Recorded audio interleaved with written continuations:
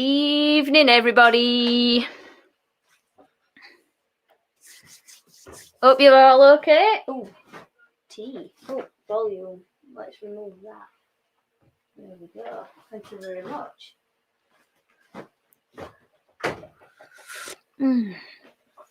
Lots of you in already. There's over 100 people in already, so I'm not going to say hi to everyone individually, I'm afraid.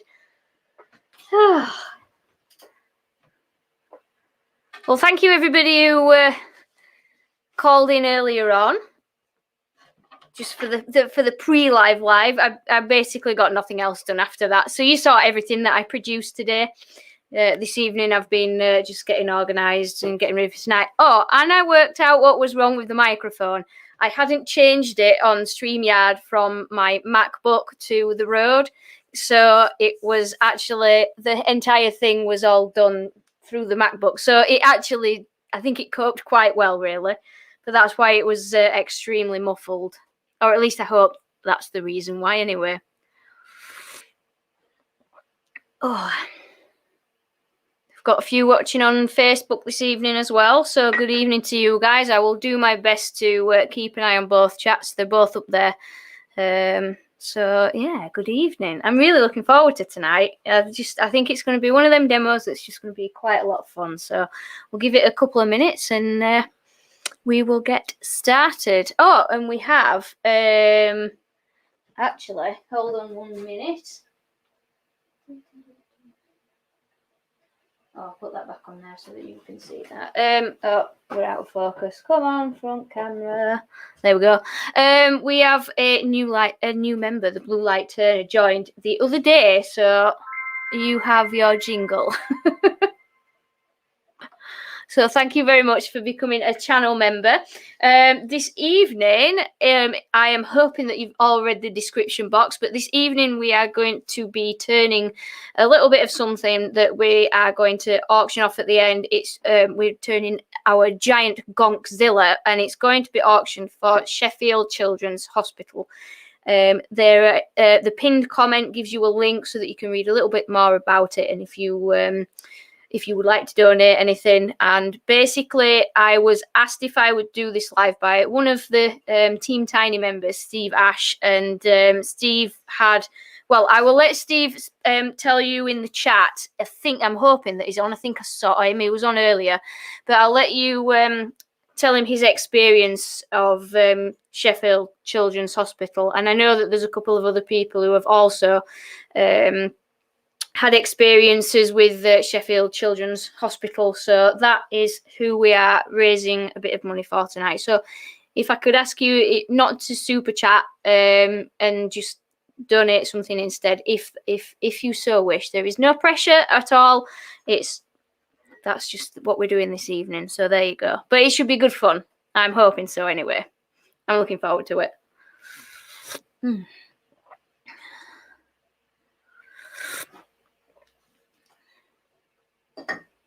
So, basically, I was sent this lump of Sycamore. I'm just going to give that a bit of a scrub, actually. Just give me 2 minutes.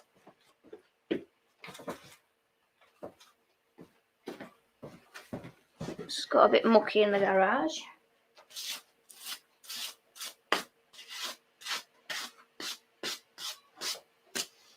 There we go. So, I was sent this chunk of Sycamore from Steve, and he asked if I could make this into something. Now, initially there was talks of 3-cornered balls and all sorts of things, but it's not. In order to do something like that, you've got to start out with a cube, so I would lose quite a lot of the piece of wood if I was to cut it all down, ready to put it into a cube. And I kind of thought, let's do something that's more fun, you know.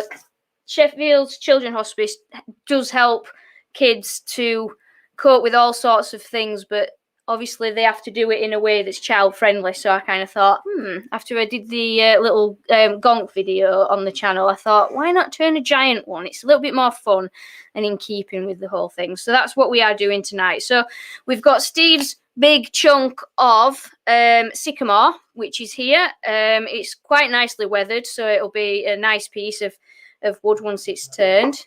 Oh, we've got a new member. Brickworks Craftwork. I can't. Brickhouse Craftworks even. Thank you very much. Oh, let me turn my thing down because we're gonna get echoes otherwise. So welcome to Team Tiny. So yes, so this is the piece of sycamore, and that is going to be twinned with this rather large chunk of yew. I also have a couple of other pieces of sycamore because we're going to do a big nose for him, and we're going to do the bobble on top, and then whoever ends up with the highest bid to win the piece can choose the colour of beard they would like, because I have got more gonk fur than anybody should have, really. So there is an awful lot for you to choose from, and I'll show you the different colours in a little while. So there we go. So there you go, Brickhouse. You've now got a mushroom next to your name. Congratulations. Let's face it, that's really what everybody joins for.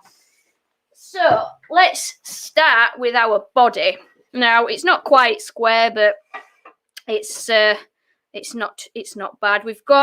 It's very, very dry as this. Now we do have some pith in the middle, which is kind of running off to one side. So it's a slightly odd slab of sycamore. I am hoping that it won't split. I cannot promise that it won't split, but it is very dry, or at least it seems it, because it's very, very light. So we will see. Now it is weathered. There's a little bit of spalting, so because of that I will definitely be putting my mask on this evening. So I'll be turning with the power cap.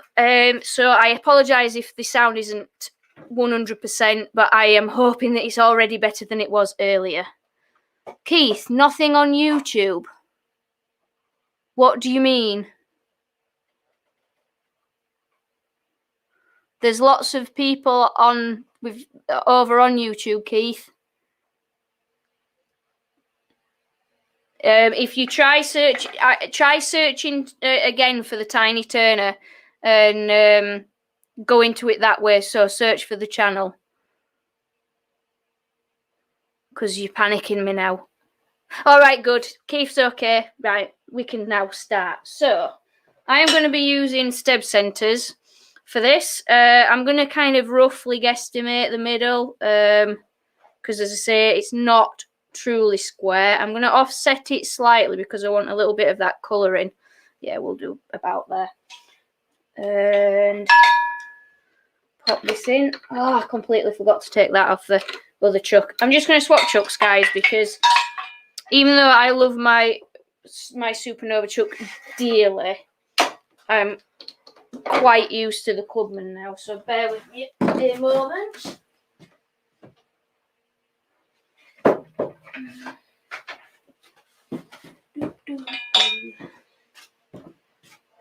Actually, I think I'm going to need that chunk. Never mind.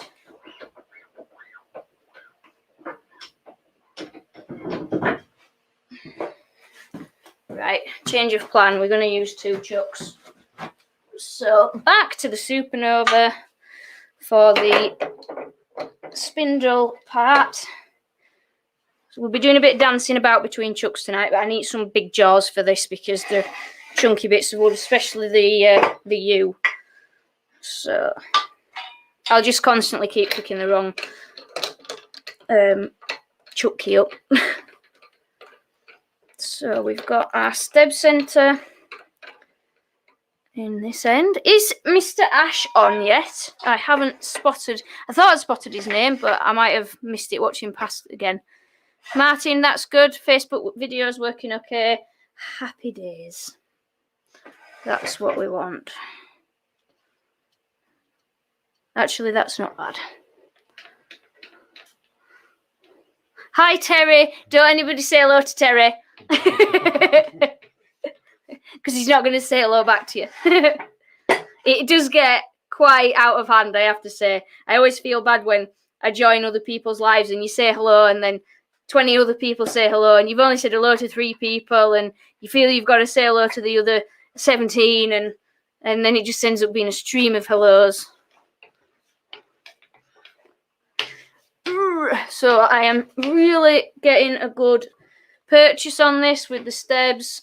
So, because sometimes they can unfortunately round off stebs. They're just where the teeth are because they're quite close together. If you get a bit of a catch, or if the wood's a bit soft, sometimes it can just round itself off. So let's move that in a little bit more. Get the tool rest as close as possible to begin with. Take them off. Quick slurp of tea.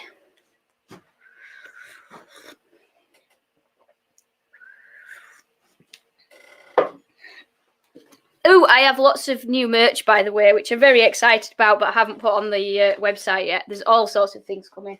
I'm really, really excited. We've got Team Tiny mugs, and we've got badges and all sorts of things.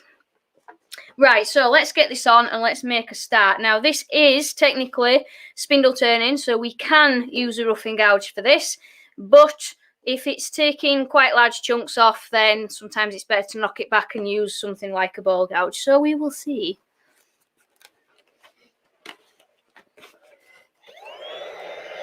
Okay.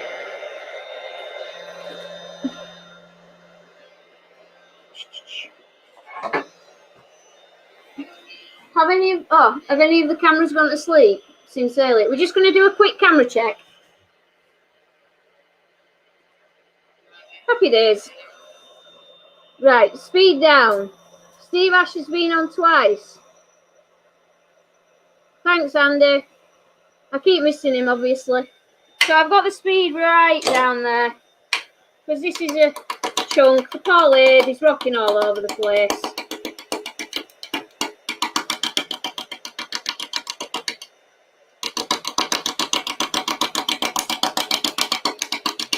You probably can't see me behind this. It's quite a large bit of timber.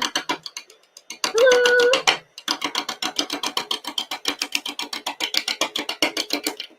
So we'll get some of this trued up and then we'll move the tool rest in, and as soon as it's rounded off we'll get the speed turned up a bit.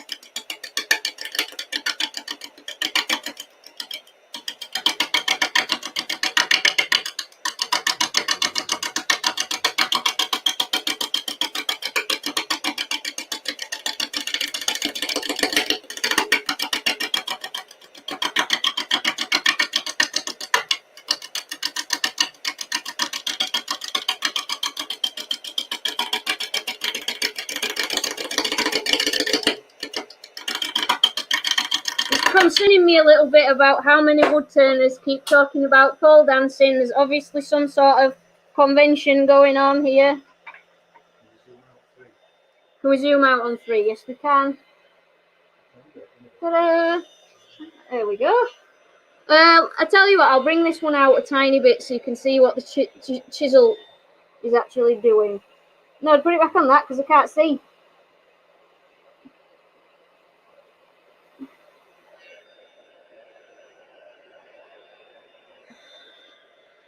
Hang on.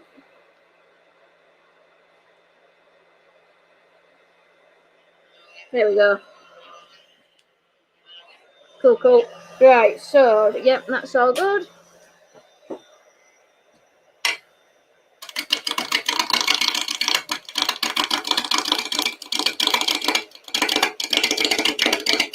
Martin Road, yes, this will be on later. I leave lives up for about a month. Or I say that I will and then I forget and leave them up for about 3 months.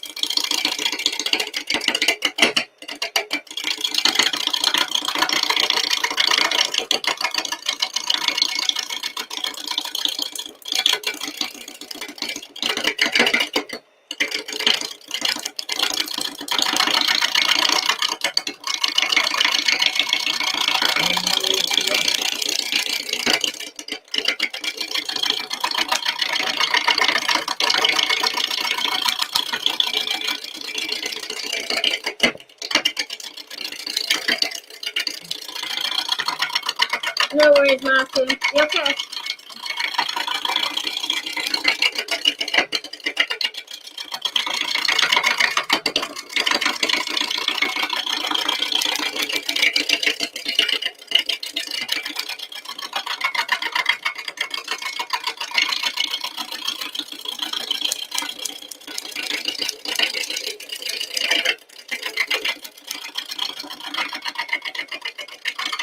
Right, let's move our tool rest in again.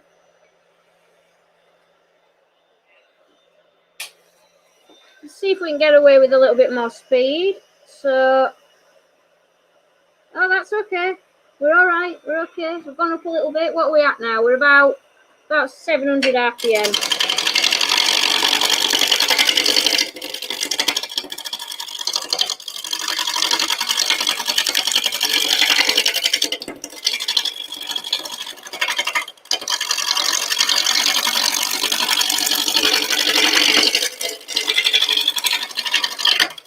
Rex, I've seen your question. I'll answer it in a second.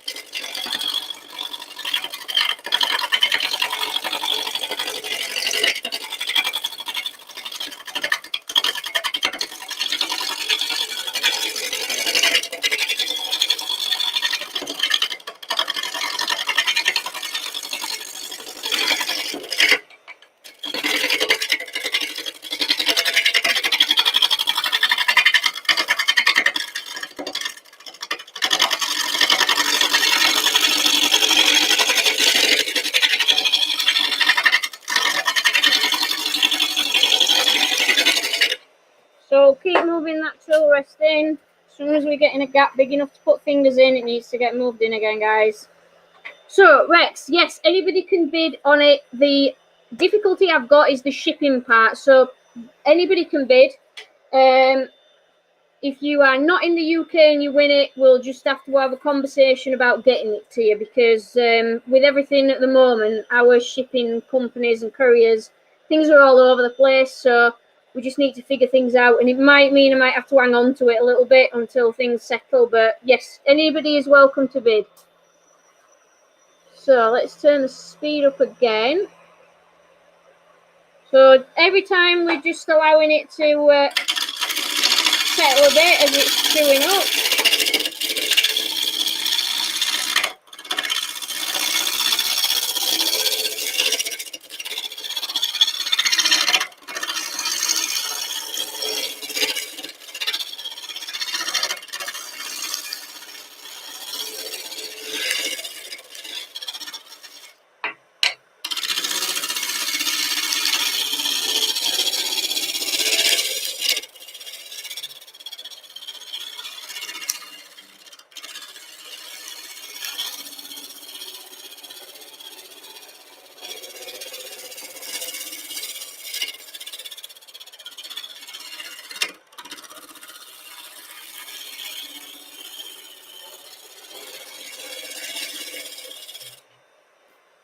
Not quite there. Let's move in again. Scott, did you get your jingle? Were you here at the start? We gave you your jingle for joining the membership. Thank you very much. I don't know if you were on, because I've just seen you saying hello to people. Dark Side Bob, it's a piece of sycamore, weathered sycamore.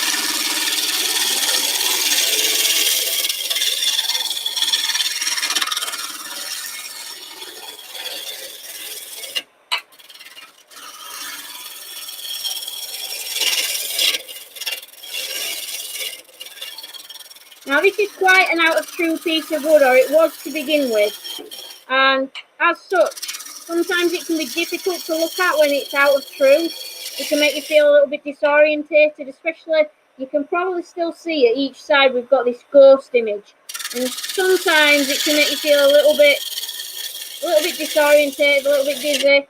If you start feeling like that, then you might be better to just give yourself a couple of minutes.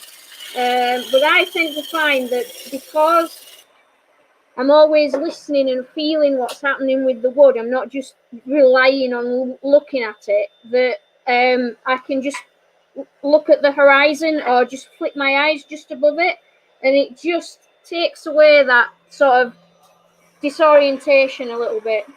Because it's amazing how much you turn with your other senses as well as just watching. Hence we've got Chris, the blind wood turner. He won't be able to do what he can do if he didn't use his other senses.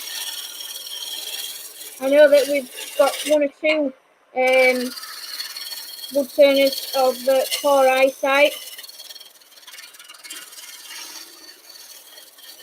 And it's important for all of us to not just rely on looking at something to true it up. So, I just want to get rid of that little dark spot there.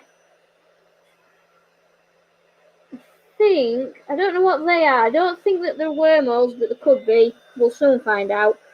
So I'm just going to take a couple more cuts, but I'm going to swap to my 3/8 ball gouge, and I'm going to start doing some cuts just to clean up this outside because we've got a bit of tear out. It's a little bit soft.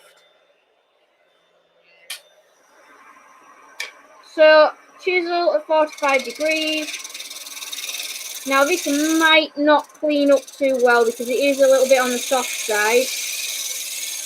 You can see that the wood is powdering instead of coming off in ribbons. So we might have to add some sanding sealer at this stage just to try and strengthen the fibres a little bit.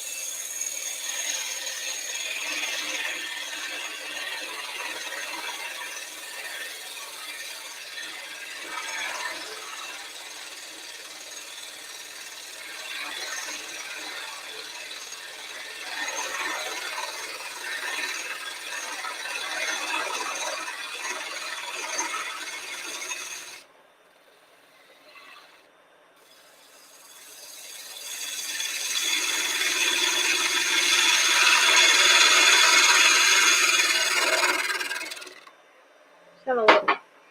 See if that's improved things. Oh yeah, that's not bad. It's not quite as funky as I thought. Right, so we need to get a chucking point on here. So I'm having a quick look at top and bottom. I think we'll have this towards the top. It's going to be covered in fur, guys. So to be honest, it doesn't really matter what it sort of looks like at the moment. We're not going to see most of it. So I'm going to still put the interesting part towards the back. But no, let's put that roughing gouge down there. 1/4 inch ball gouge. Just put an edge on that because I was using that earlier.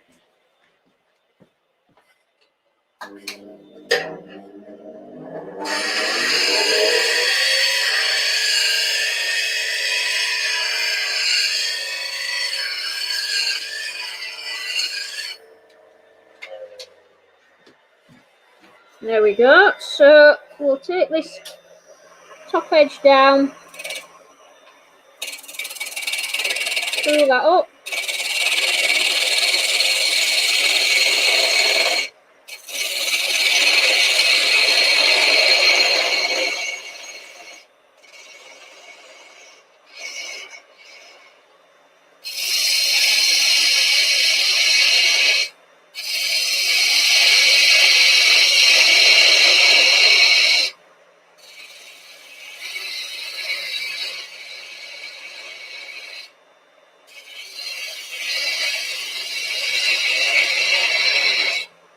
Now I'm going to use the spigot as a locating pin as well.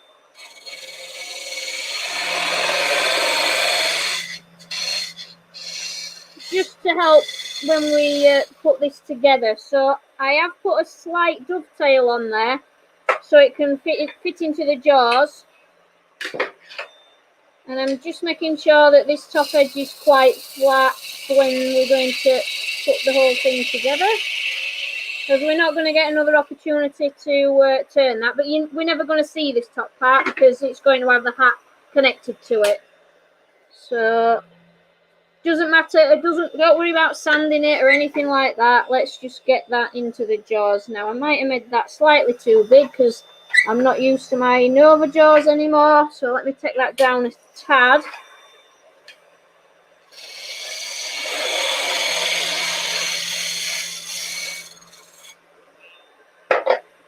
Might not fit this because I'm so used to my other jaws.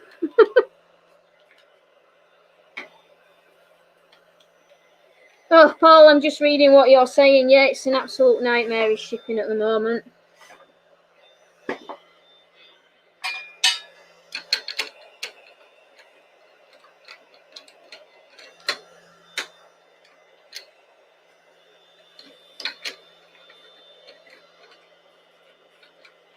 Oh, just.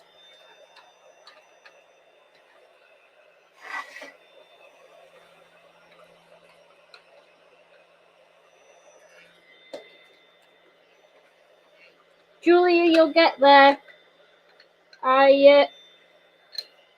When you see the sharpening series, I know that what I'm trying to do as well, guys, is I'm considering. I know that a lot of people have got pro edges. Now I've used CBN wheels, as you can see, but I'm considering borrowing a pro edge from somebody and doing a sharpening series with the pro edge as well.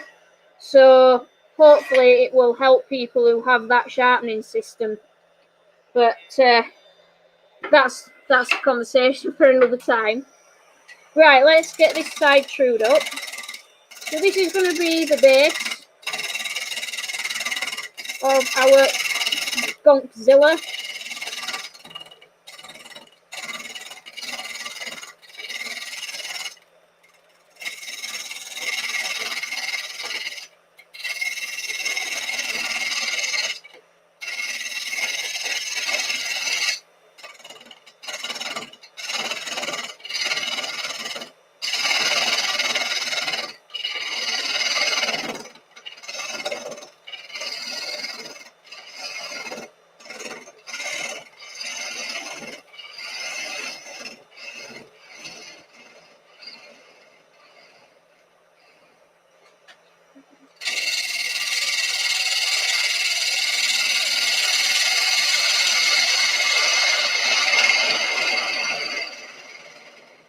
So obviously this is not a gonk that's going to hang on a tree. So we are going to dish this underside out slightly. Now we've got tear out because really I'm going the wrong way for end grain. We should be coming from the centre out. But I think we're going to have to work. We're going to get tear out anyway with this piece. So let's just do a pull cut and see if it does improve at all.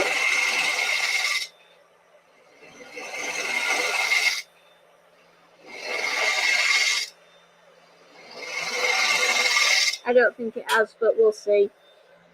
No, it's even worse.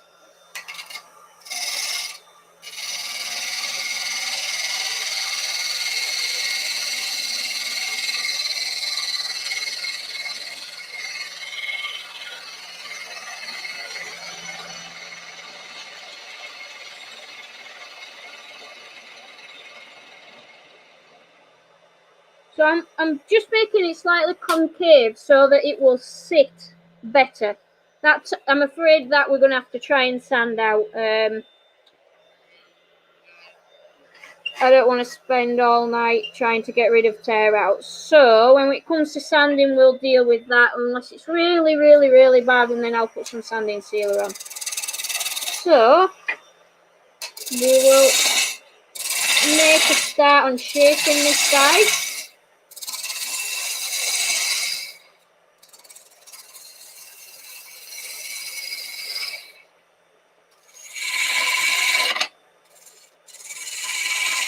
Tell you what, I'm just going to swap onto my 3/8 gouge, just a little bit bigger, a little bit less bouncy. So I'll just go sharpen this. Just put it on top.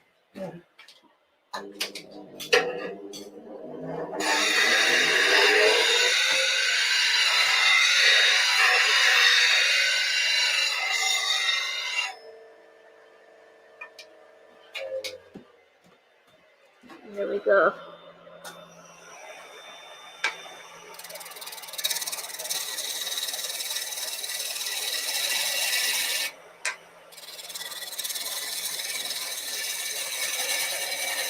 Good evening, Nick. Got me on the big TV, guys. That's it, I've made it.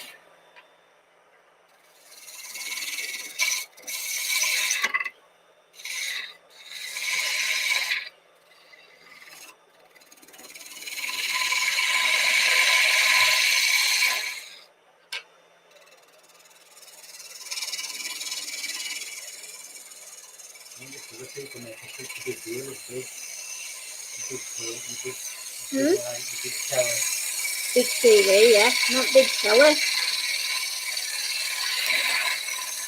I've made it. So I'm trying to keep the underside where he's going to sit quite wide because he potentially is going to be a little bit top heavy. And that is my only real concern, is his top heaviness. So what we may have to do is drill out some of the hat, because it is a weighty bit of yew.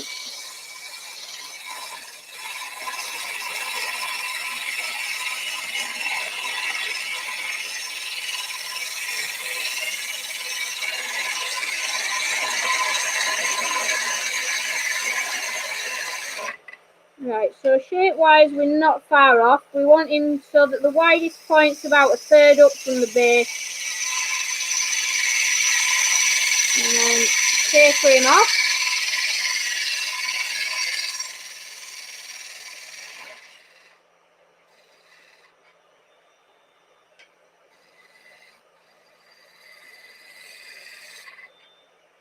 There we go. Right, so let's get this sanded.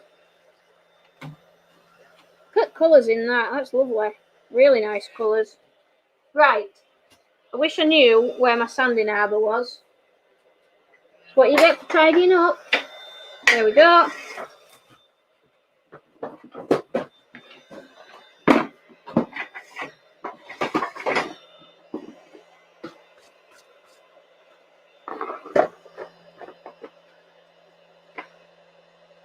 Who's going to be in big trouble and for what?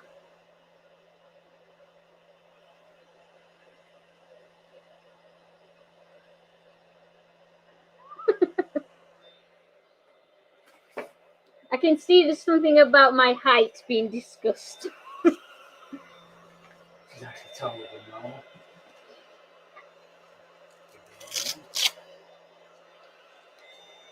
I'm not going to read anymore. People may be told off. Right, dust extraction.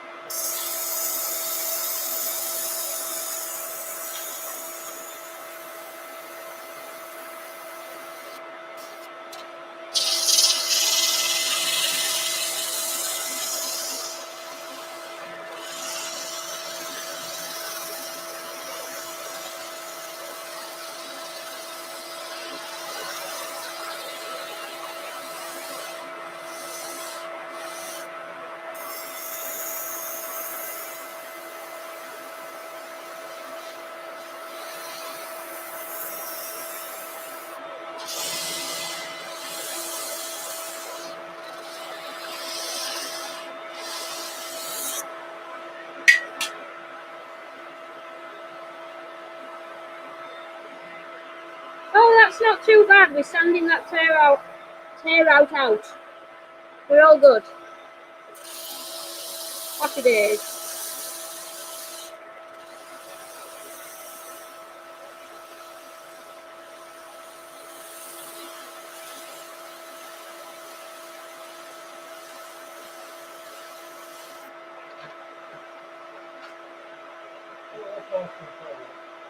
What's that? Paul, the English is saying he's got nothing to work for the next 25 years. Oh, right. That's what we're doing. Yay! Thank you, Paul. Let's have a look. Right, let's move up for it.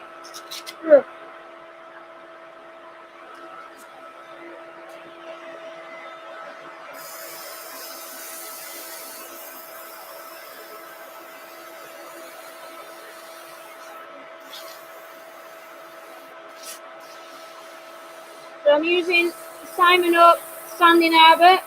No idea if it name it. These are the close to 50mm discs. I can't remember the exact measurement. If Derek's on, I'm sure Derek will be able to inform you all. I know that he is. I saw him. I did spot him earlier. Just makes sanding so easy.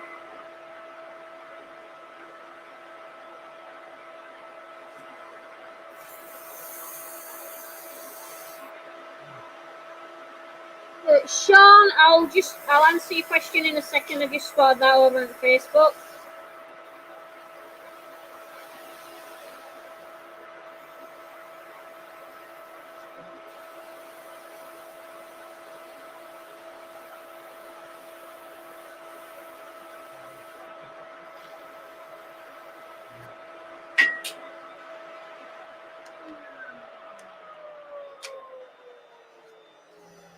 Right. Now, I'm not going to go mad sanding this because it's going to have gunk fur on it, but I am going to put some sanding sealer on, so I'm just going to take that off while I do that, and then I can hear myself think.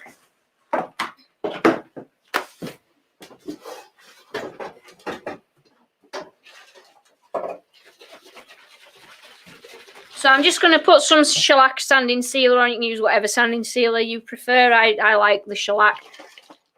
And give it a good soaking because it is a little bit on the soft side, is this Sycamore. So that should really help to harden it off. I should have cleaned my brush because that's like a brick, but it'll soften with the sealer that we're putting on. So I'm just putting a nice coat on there. I'm really annoyed because I ordered some bags from IKEA the other day and forgot to order myself some more paint brushes. Because of course it's not open at the moment.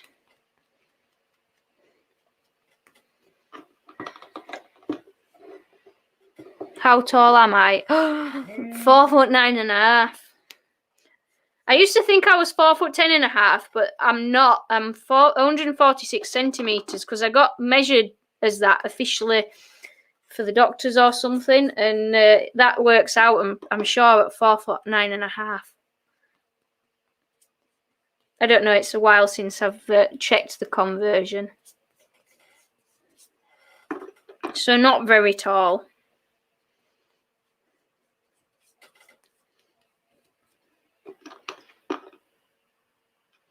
Trevor, I am using an Axminster slow grinder with CBN wheels on it. I like a slightly hollow grind that the wheels offer, as opposed to a flat bevel that you get from things like the Pro Edge. And who asked the question? Oh yeah, Sean over on Facebook asked, are there any advantages to using these centres instead of Morse taper ones? Well, the one in the tailstock is a Morse taper, so that one just goes straight into the quill, whereas the one in the headstock it's like a stubby centre that goes in your chuck. I love those because you don't have to faff around taking your chuck off and stuff. I know that you can sometimes get away with using the Morse tapered live centres in a chuck, but I don't like doing it. I prefer to use the stubby ones. But if you're talking about the centres themselves, they are stab centres, and I prefer those to a normal revolving centre in your tailstock because it's got a retracting point, and that means it doesn't burrow itself into your work because the teeth prevent it from doing that. Same in your headstock. But on the downside, sometimes they do lose grip, so they don't always drive very well. And in that instance, something like a 4-prong drive would be a little bit better. So this is really soaking the sanding sealer in. So I'm just going to give it a good couple of coats straight over the top of each other. Just let that soak in, and then I will go over it with a bit of abrasive by hand. No, well, I will use the arbor still. Denib it, but it's drinking it in.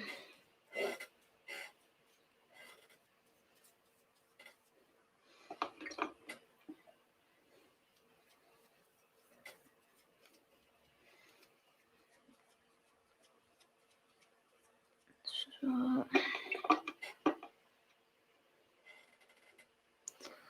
oh, that's an dark side, Bob. What is a good wood for making bases for scale models or figures? It depends what you're doing with it. That's a tough one. It depends what kind of parameters you're looking for. If you're looking for something like a natural edge, then You could look at yew branches, or but if you're covering it, then you're not going to see much of that. Boxwood as well, that's quite nice and tough. For if you're having to drill and glue and things, it's nice and close grained. So I potentially think about some box. It's the world's your oyster, really. Now, when this dries, I will chuck. Steve says that he needs to send some cack to replace the sealer. Yeah, that's all. I think that's what he means. I need to slurp through shavings in my tea, filter it with my teeth.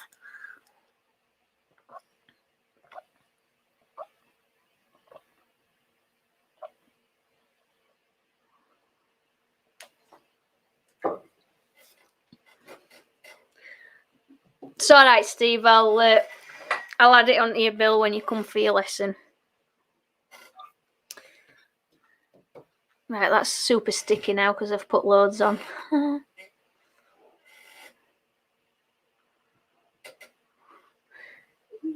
Anyone know a boxwood supplier? I might. I can make inquiries on that one. Right, we're not far off. It's nearly dry. Tell you what, let's whiz a bit of the sandpaper, shavings. Oh, putting this mask down. I've got to stop doing it.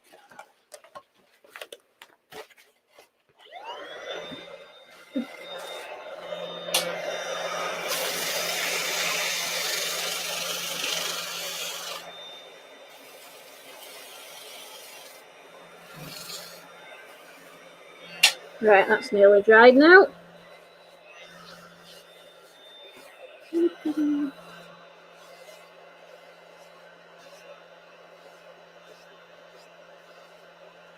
Yeah, I will, Buster, don't worry. You don't get diamonds the size of bricks, guys. Remember that. Okay. What have I done with the sander? Pardon? Sort yourself out, yeah. Just use some 400 grit, just knock it back a bit. Because I'm going to cut and polish it and then wax it, so... I just wanted a good base of sealer on beforehand.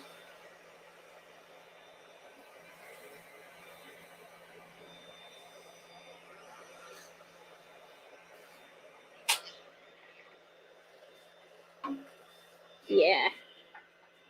Right then. Cut and polish. Here's a cloth I used earlier. Hello from Indonesia. Hello.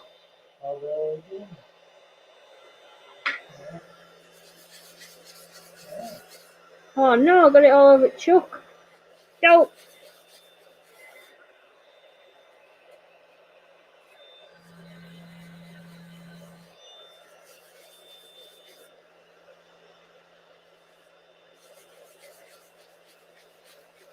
Right, got a good coating on there.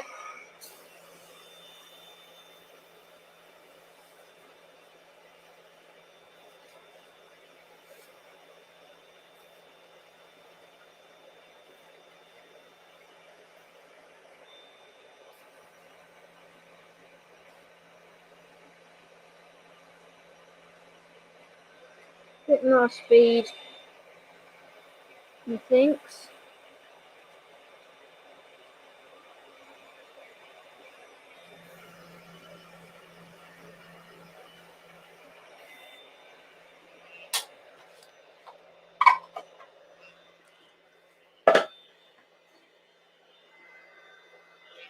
Look at this. I'm having to get another piece of cloth out here.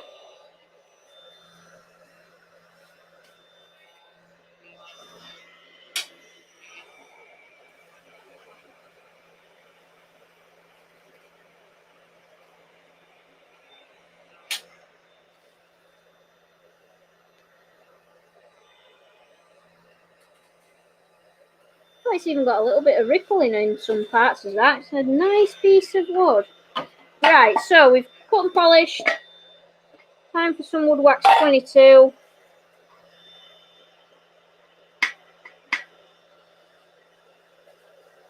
That'll give it a nice soft sheen.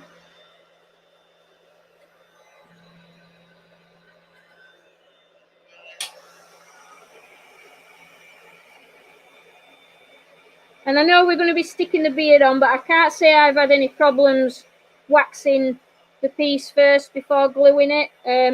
If there are issues, then I'll just sand it back with some 600 grit beneath where the beard's going to be glued. But I haven't done one this sort of size before, so it's all a bit of a learning curve. Okay. So that's our body done. So I will take that off the chuck, and I am going to just put some sanding sealer around this top edge because it's quite torn out. So that is our body so far. Why is the front camera bleaching? There we go. Nice bit of wood that, Steve.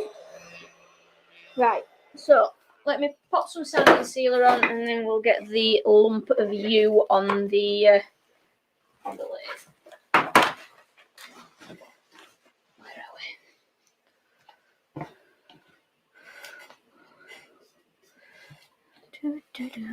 Ultan, hello. Just seen Ultan on Facebook.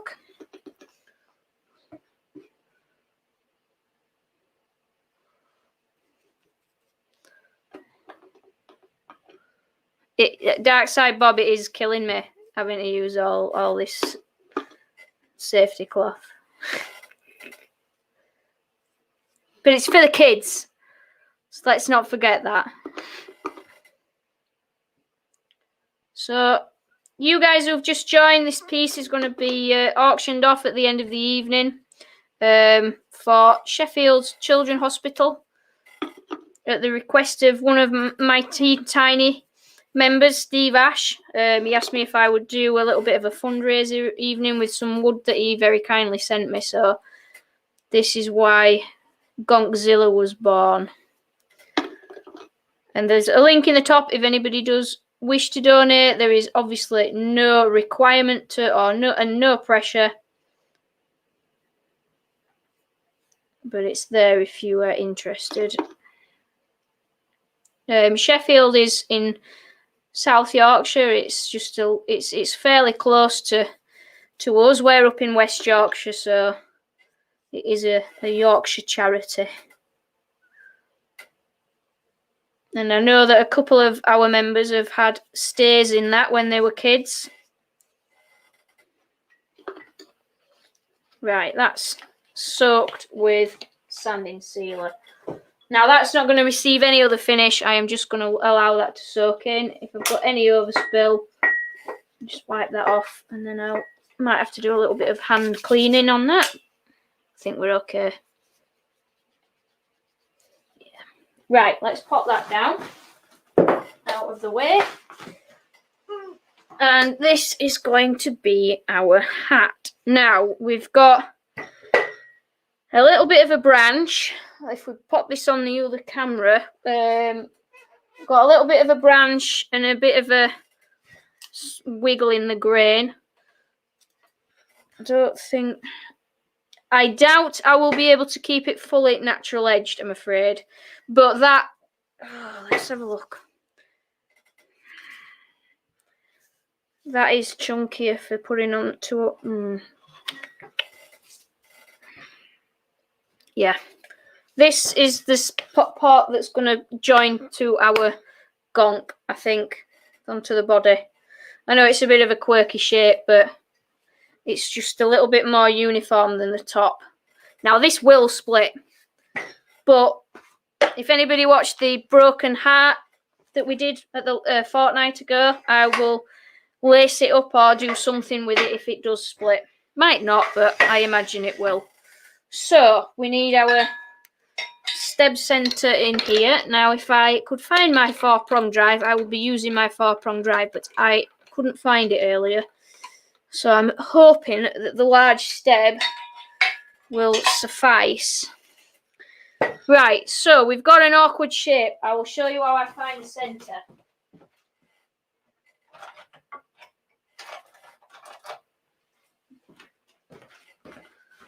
Now, we're not going to go straight onto the pith. If I just tilt it towards that camera, we should be able to see. We're not going to go straight to the pith because that's miles away from the centre. So I use a pair of compasses. Now, we've got to ignore this little bit here and just imagine that this comes all the way around. So make a bit of a guess. Open out your pair of compasses and then just tap from side to side. So that's too high. And all we're doing is eyeballing roughly where that centre point is just by tapping side to side. So if that was there, this is the bit that's going to be awkward. Tap, tap.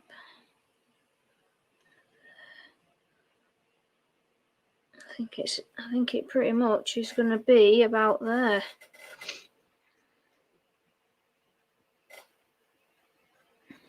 That will do us. For lining up the other side, I will just eyeball that. So obviously this is quite a large piece of timber, so we've got a few things to consider. I have got my large jaws on the other chucks, so that's what we're going to be using to chuck it with. But it's really heavy, so I wouldn't mind trying to drill some of this out a little bit. It's a bit of an awkward one. Anyway, let's get it in between centres and let's start taking some of the weight out of it because it is a heck of a big piece. So I haven't found the other side of the centre at the other side, and that's deliberate. Let's wind a bit of quill out so we've got room to manoeuvre. And the reason for that is I find it a little bit easier to centre up sort of by eye, because we're not only wanting it centered sort of at this end within the end, we're also wanting to try and preserve as much of the piece of wood as possible, and it has got a little bit of a bend in it. That is about it, I think. So I'm winding this up, making sure that's got a good bite.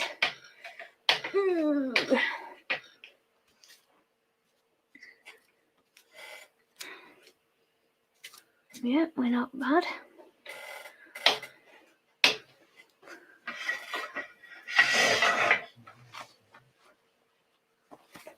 Emma, do you sell the snowman balls? Yeah, I do. I sell the globes. There's replacement ones on the site, but I can. If you're only needing one, I'll be able to sort that out. Just ping me a message and we'll sort it.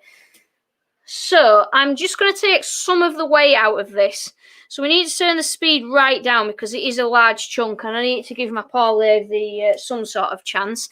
U is a bit of a funny wood to turn, guys. So again, proceed with caution. It can make you feel rather unwell. Can you? It can wreak havoc on you actually. And if you do feel unwell whilst turning it, sanding it, or afterwards, stay away. So again, it's spindle turning, so we can use a spindle roughing gouge, but that might be a little bit too aggressive. So I'm just going to go for the high spots. So you'll have to bear with me, guys, because this is going to take a while.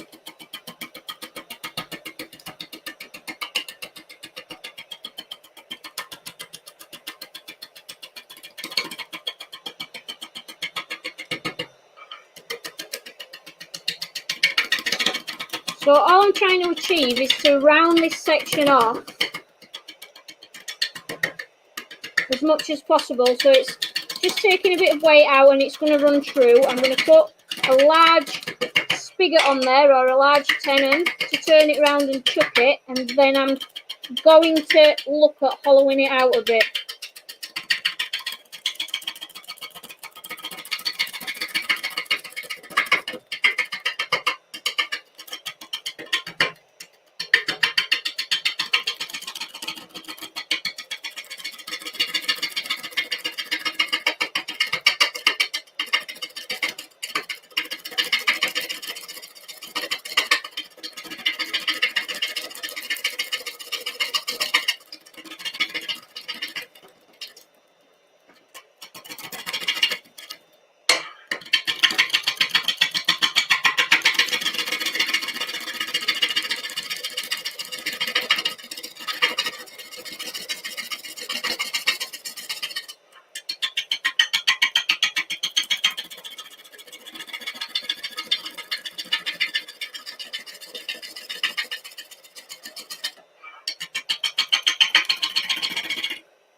give this a sharpen.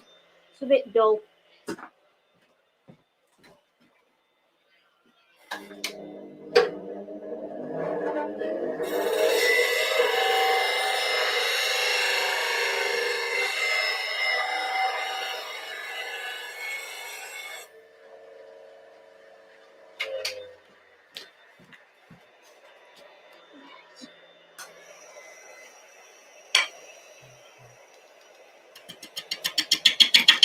That's better.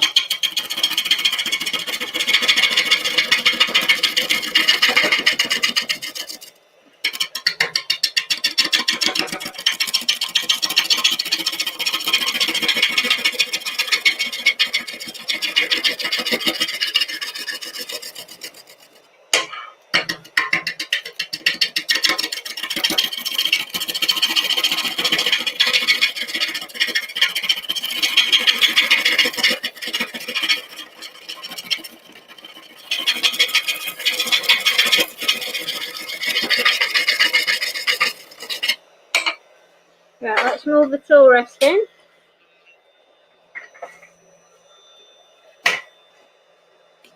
Right, that needs to go because that's fouling on the tool rest, so we'll get rid of that next, actually.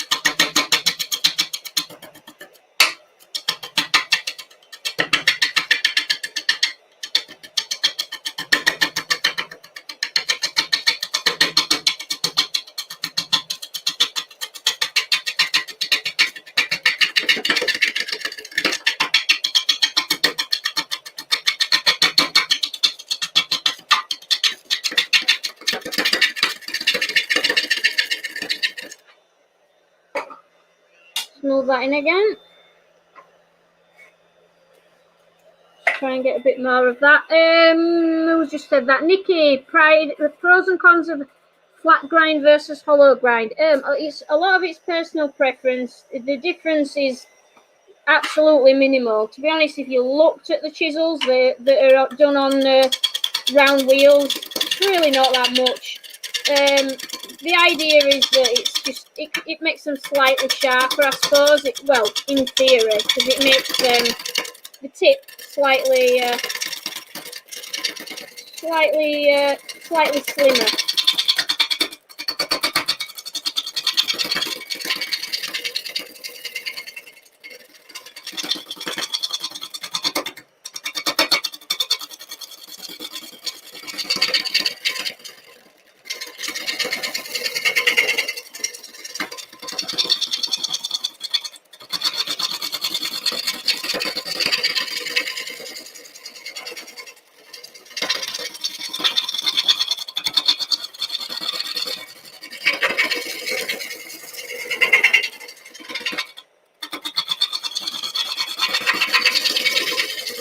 Now I'm not going all the way to the edge because I would like to try and retain some of the natural edge for the base of the hat, so we'll move that back over. But I've got rid of that knot now that was fouling on the tool rest, so we'll get rid of that.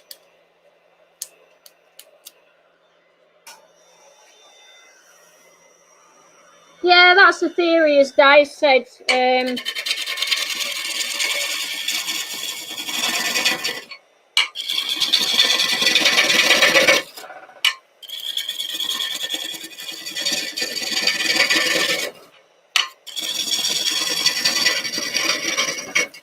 But I don't know, I don't think it's that much of a difference, really.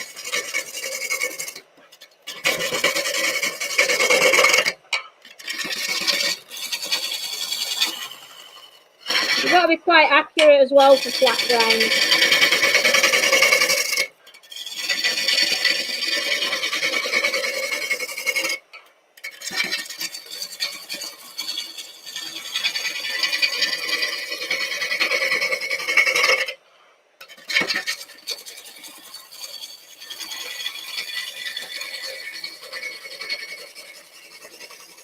Right, let's see where we're at. So I don't want to take too much more timber off because we want to have plenty of strength for it to hold. I'm going to take I'm going to take a parting tool, I think. No, I'm not. Take a beading parting tool, start to true this edge off.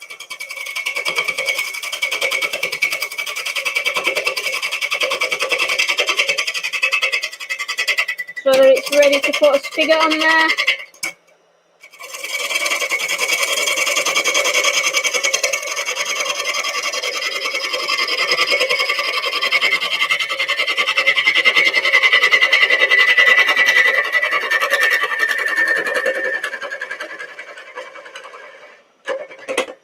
Okay.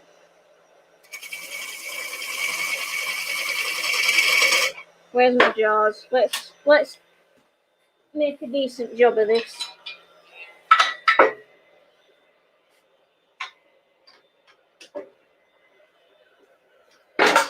Go.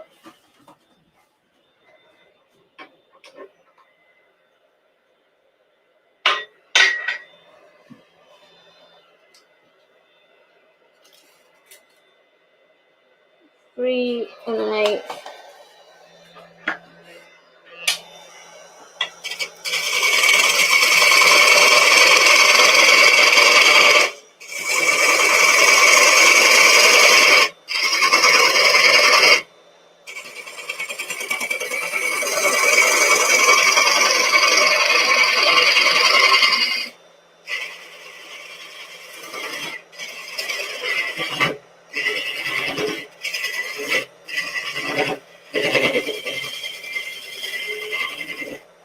Now this I am definitely dovetailing because the jaws are dovetailed. I think they are the D. No, are they the E jaws? I think they're the E jaws that I'm using. So let's just check.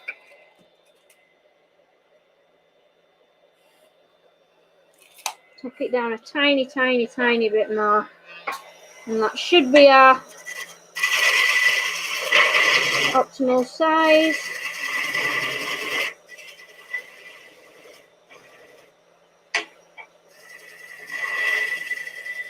Right.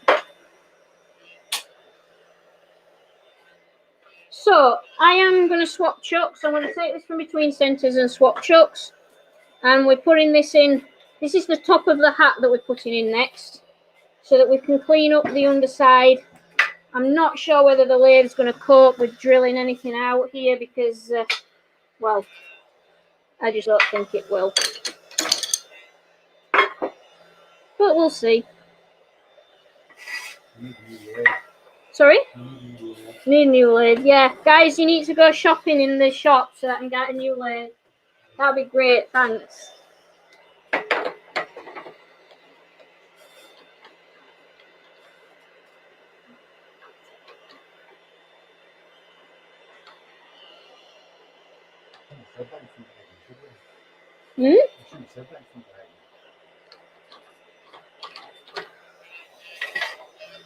Where's the chuck key?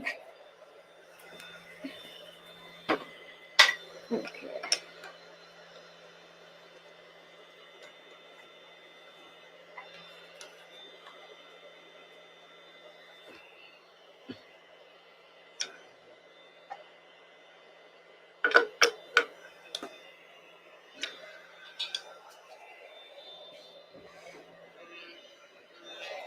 So I've just brought the tailstock up to support. I'm just going to clean up this underside. But I don't think that it's going to get. I don't think it's going to get hollowed out. Tools. 1/4 inch ball gouge, that'll do.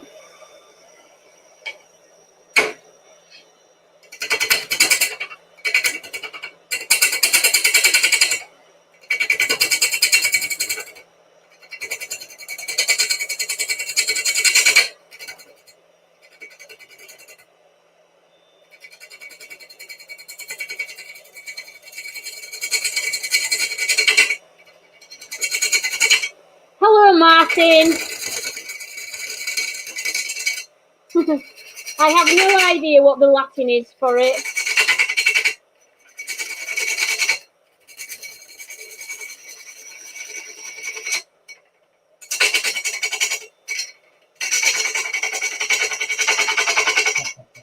I'm going to have to study all the Latin names of all the timber now.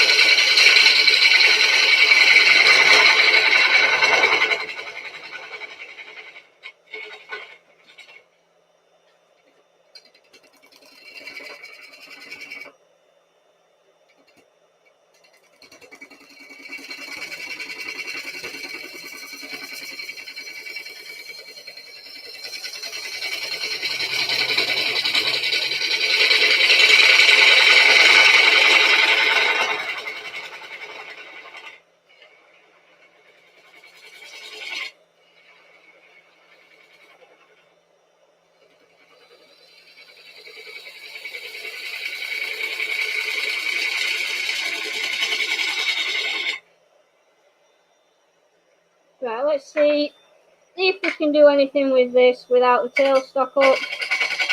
It's got a pretty solid spigot on there.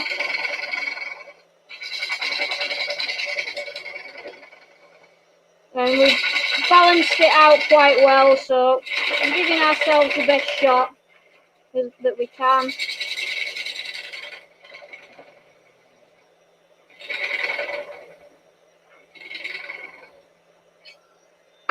Just realised I've made a faux pas with the spigot on the other piece because it's way too small, because I'm going to put this on the big chuck. Oh, mind you, no, I'm not, because of that.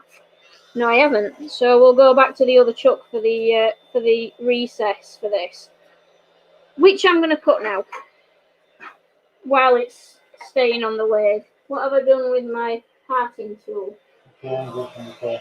Behind me on the floor. Oh. Right, so where are my compasses? Pair of compasses.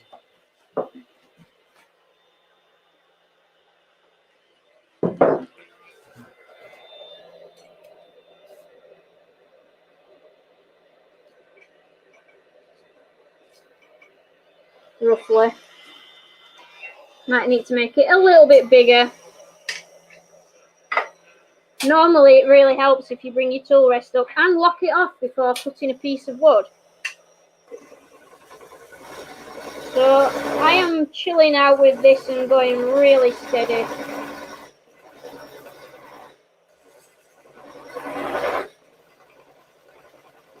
This is not getting hollowed. There's no way that my lathe can cope with that. Not in a million years. So the hat's going to be heavy. I'll have to put some lead in the base or something.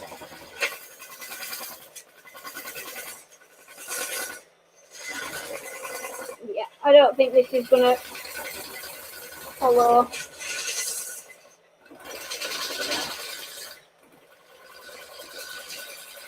This is an SK 100. I have got a 114, but it's got my button jaws on it, coal jaws, whatever you want to call them.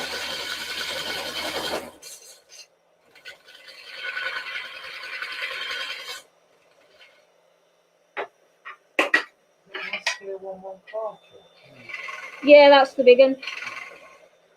Evolution.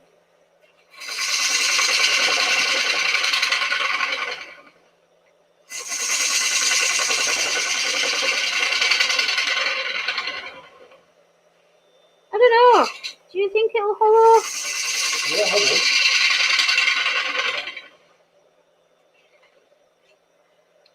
will. Let me get the chucking point done. I don't think it will. I don't think the lathe can cope.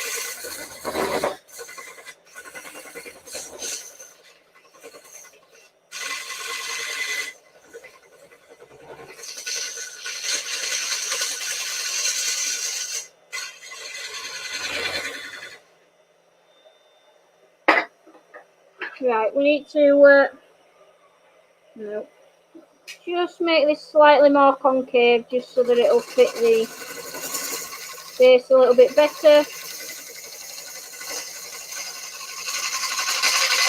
A bit flat at the moment.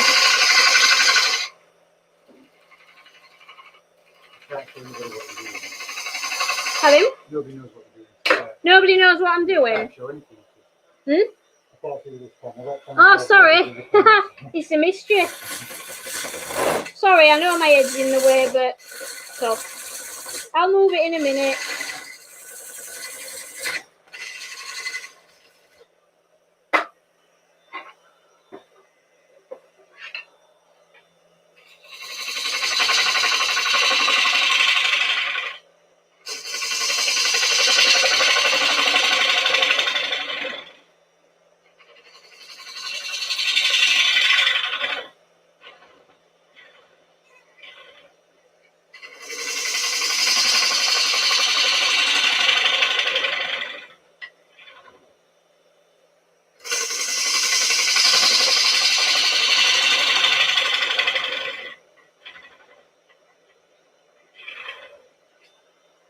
Right, okay, let me take this off.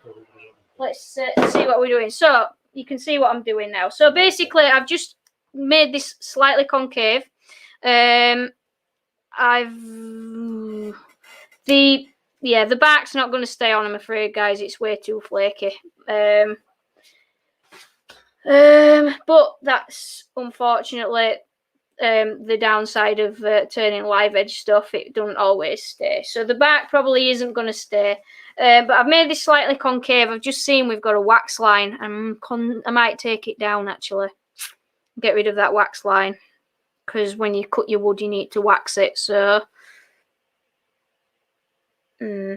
But if this is going to come off, yeah, okay. Tell you what, we'll do that. So I'm going to take that off, and then we put it in a chucking point on there so that I can hold it internally to turn it round and finish it. So and I've got to go internal because I've got a spigot on the other side. Should have thought that one through better actually. And on this instance, I should have done this as the spigot. That would probably have been a little bit wiser. So I will put the cap back on. I am going to remove some of this this line here, so I am going to have to hollow it and move it down a little bit more again. I'm sorry, but then we'll get on to shaping it. But it'll just get rid of some of that wax in case it does stay.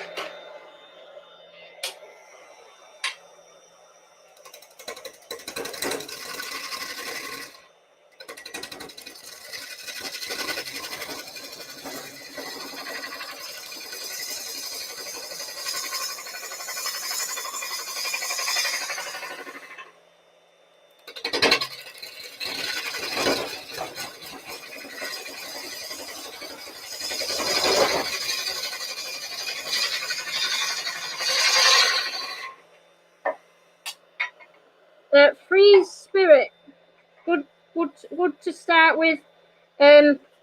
Sycamore, beech, maple, anything along those lines is nice wood to begin with. Please don't use pallet wood. A lot of people, because they don't think that they're very good at turning with them just starting out, start on something like pallet wood.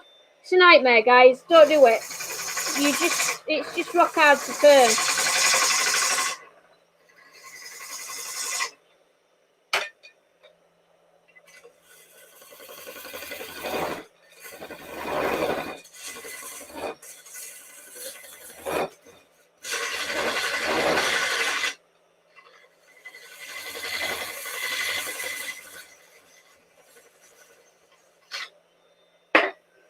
See if we've got that wax line mostly off. I can't get the whole lot off, but yeah, we're not far off there.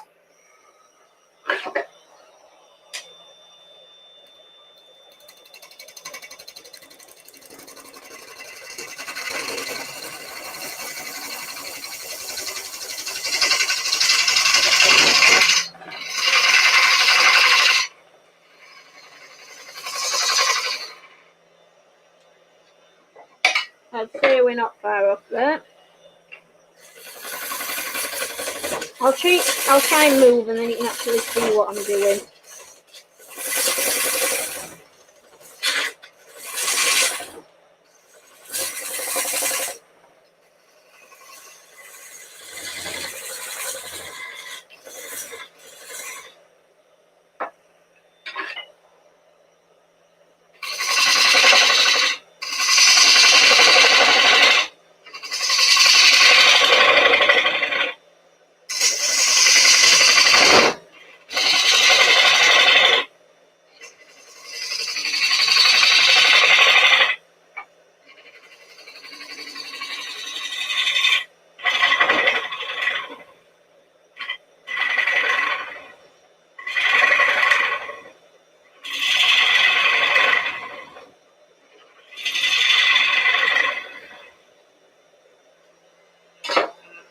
see where we're at.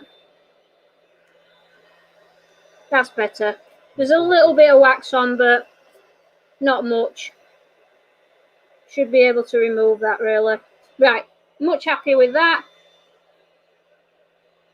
Just give that a final dovetail cut and then we'll start looking at turning it round, because I don't think that this lathe's going to cope very well with hollowing.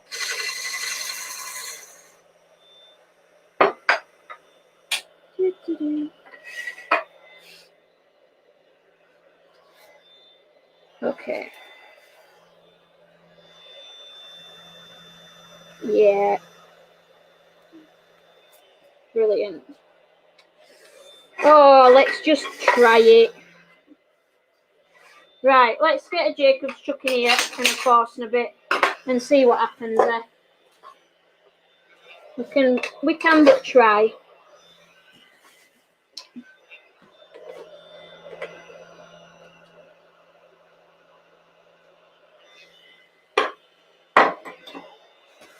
Jason, I'm not reading the messages while I'm turning. People seem to think I have this thing about doing that.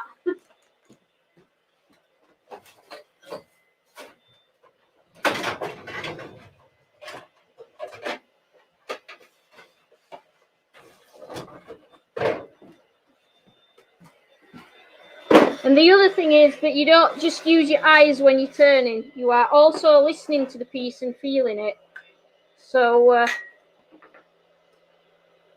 I'm not I'm not doing anything that I wouldn't do normally. I often don't always look at the piece in front of me, especially something like this, because we've got a ghost image going on, and that makes me feel a little bit sick and dizzy sometimes, a little bit, just disorientates me a little bit. So it's not wise to look at something all the time that's out of true and off center. So often you might see me looking towards that area down here, which is near the camera and near the equipment, but I'm just looking further away. I can still see out the corner of my eye what's going on, but it stops me from actually looking at the piece of wood and feeling disorientated. Because if you start doing that and you have a bit of a dizzy spell or something, which can come on like that, then you are in trouble. So I'm not doing things that are unsafe.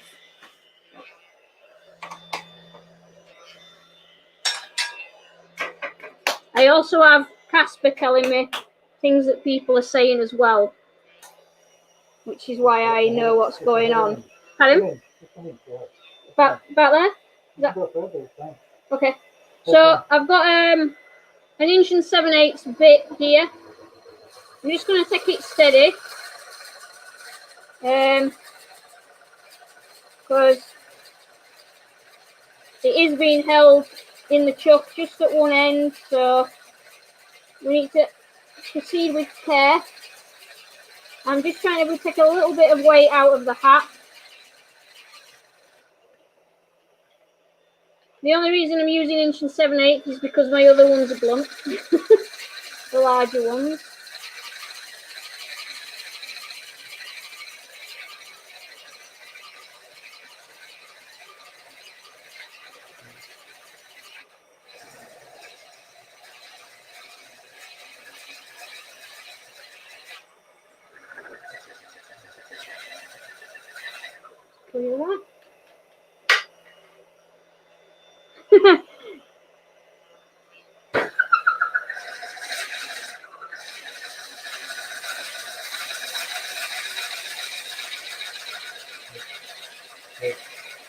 What? Head, sorry.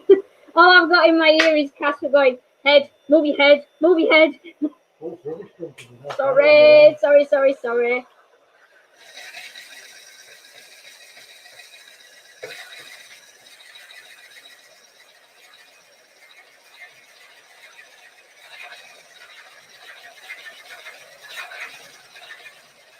As you can see, the blade is struggling with torque.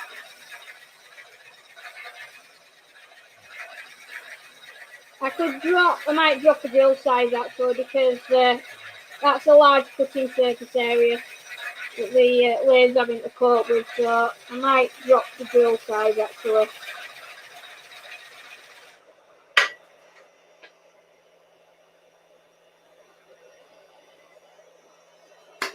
Yeah, let's drop drill size. Give it a fighting chance, poor thing.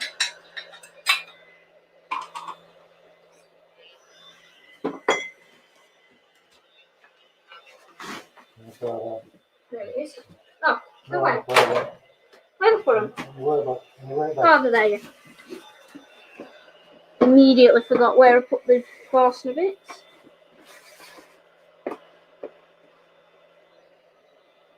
Let's go for 1 inch and 5/8.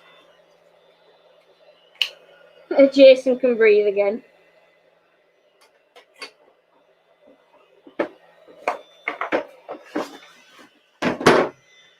Right, if this one's taking just as much time and going just as slow, then we're going to sack this off.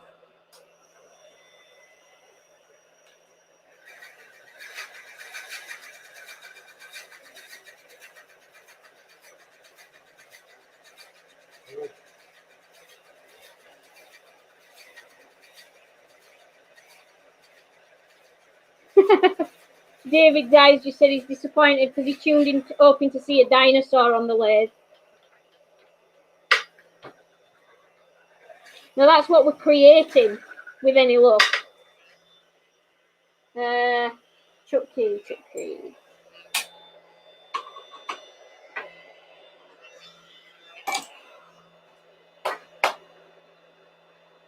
Yeah, 4 Kings, yeah, I think it was. I think Casper's giving me a thumbs down for putting my head in front of the camera.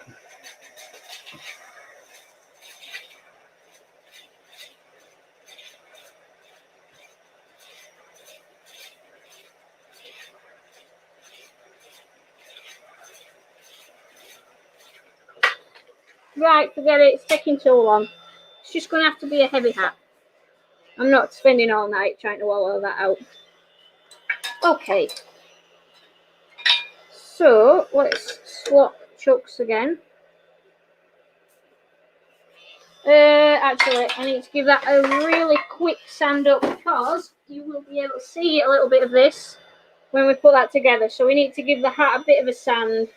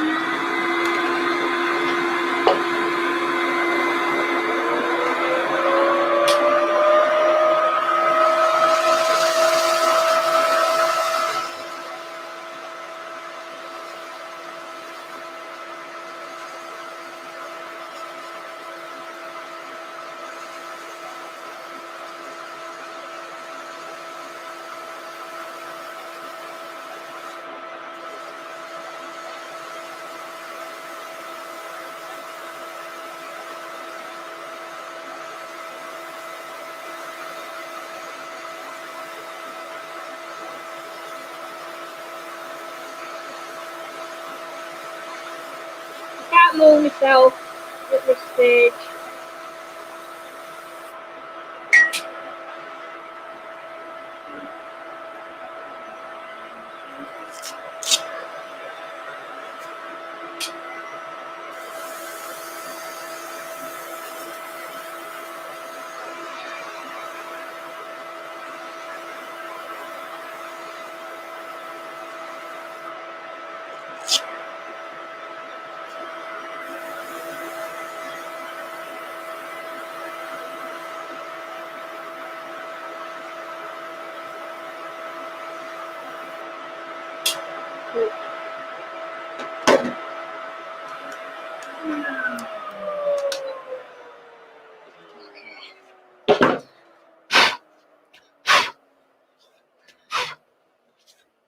Right, so let's get this turned around and on the other chuck. So the turning was a success. I really hope the recess is too.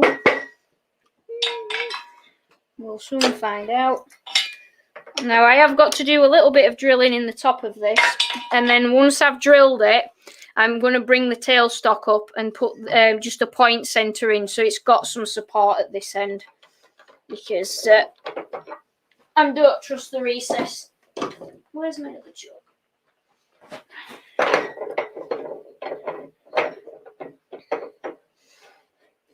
Okay. You okay?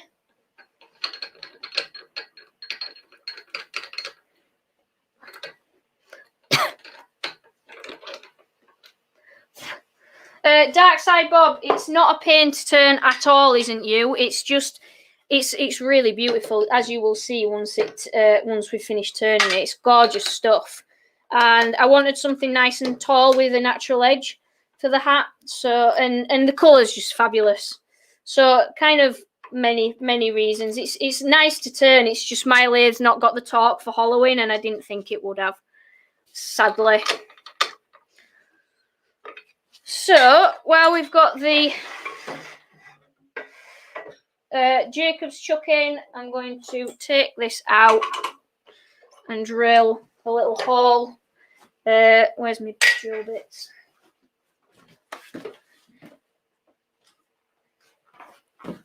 So, first drill bit I've picked up is this one. It's 8.5mm. I just want something with a fairly decent spigot for the locating pin of the bobble on top. And then we'll be bringing the... I'll be changing the tailstock for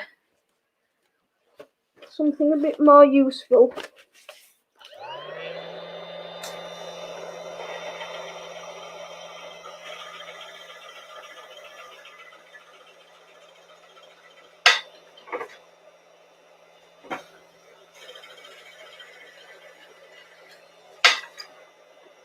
So I'm going to go a decent way in, because I've still got a little bit of work to do at the top.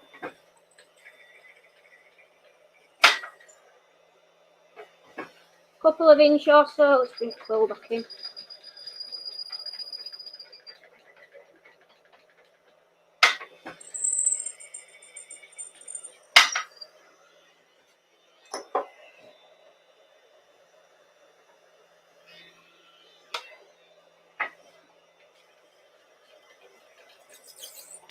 That'll do.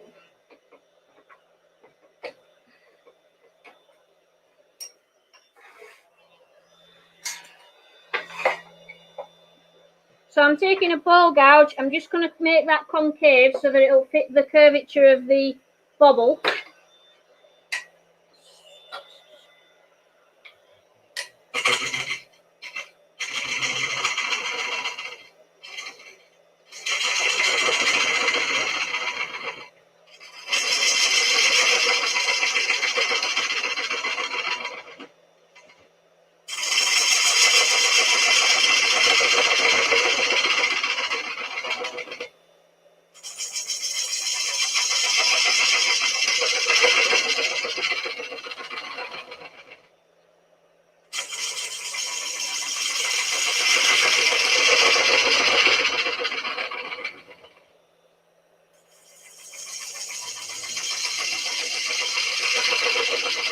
So that should just about do us. And now, as I say, I'll put the point in the tailstock of my standard. Where is it? My standard revolving centre. Live centre. What's that? Pardon? Way back spindle turning. Yeah.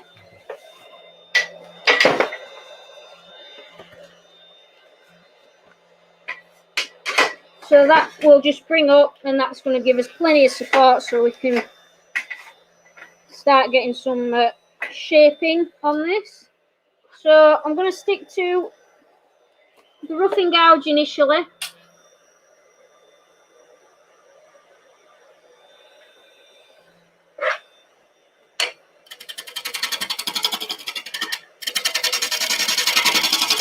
And then we'll clean this up with a ball gouge afterwards.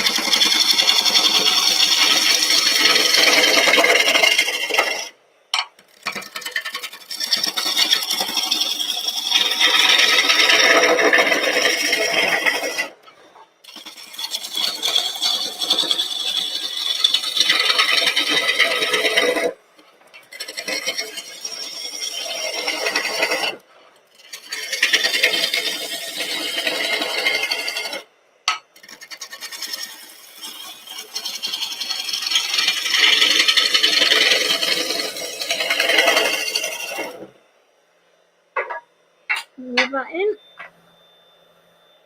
Now we're starting to get this beautiful colour through.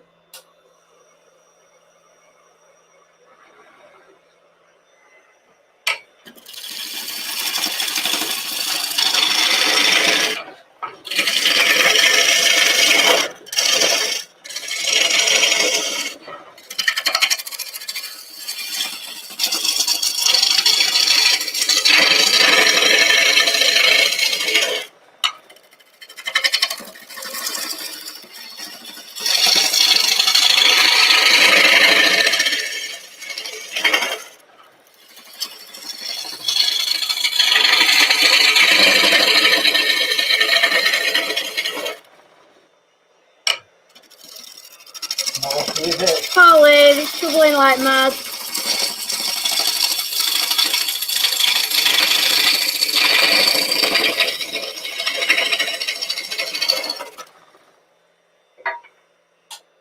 Keep moving that tool rest in.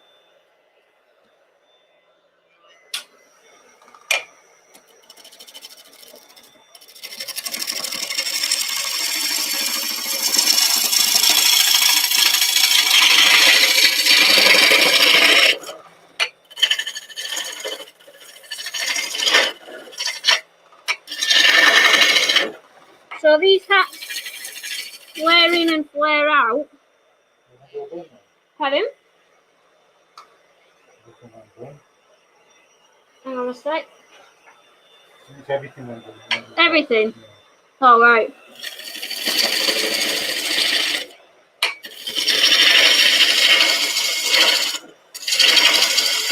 Last thing we need is a power cut now.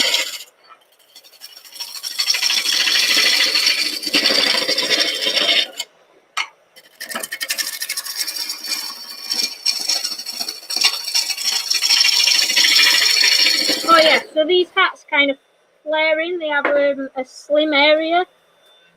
And then they flare back out towards the top. So that's what we are starting to cut now.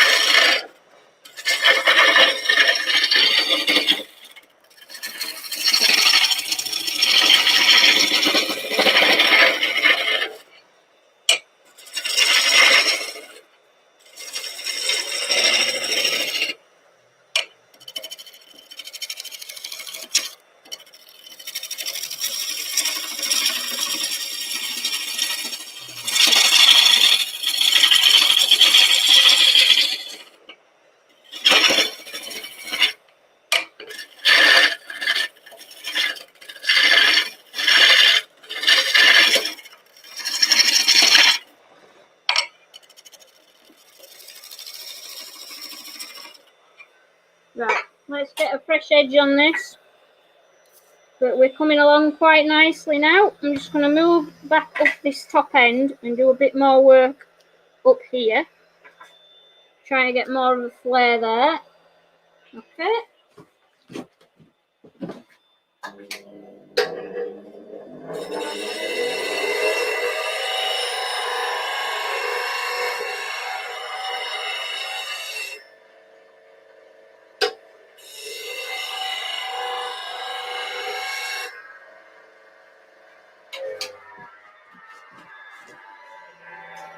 There we go.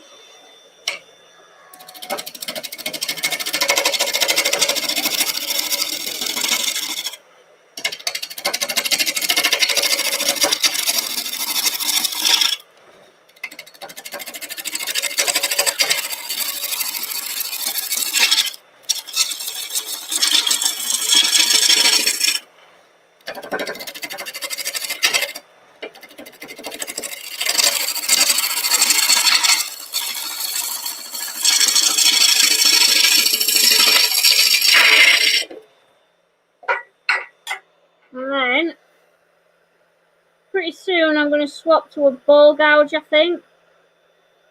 I hope that's a live knot. So that I can get a bit more of a curve on here.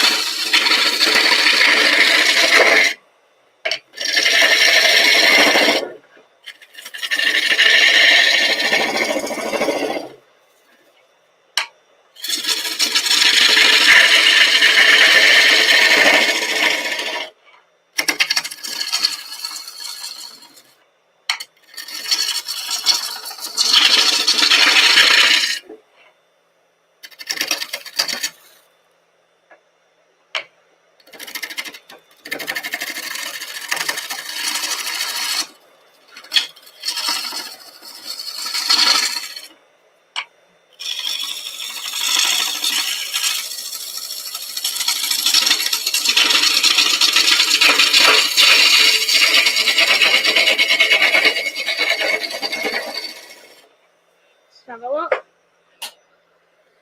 This is nice wood. Nope. Can't turn it up, I'm afraid, any further.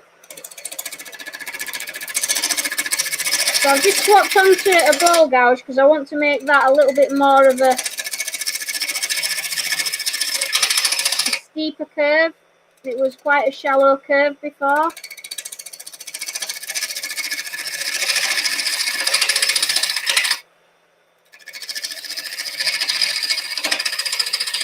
And then once I've achieved the curve that I want, I can always go back to the spindle roughing gouge just to continue to take a good amount off in one go.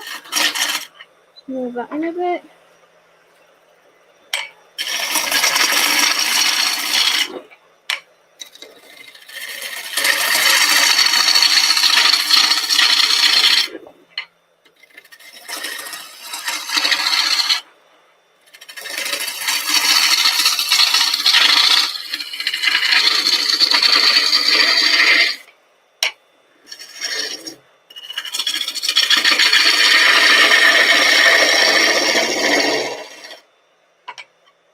Have a look. Move over. So that I'm pretty happy with. I just want to concentrate a little bit more on this neck area. Stick to the roughing gouge for that. We don't really need to change.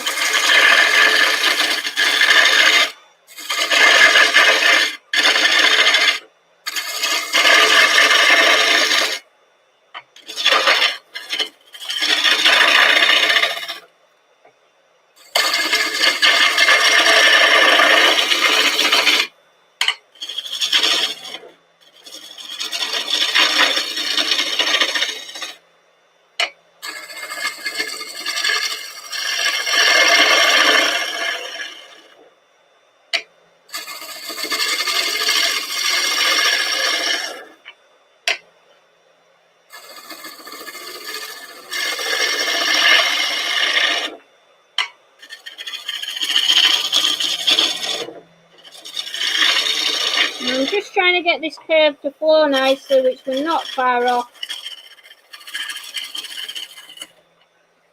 And then we can call it a day. Let's have a look at that edge.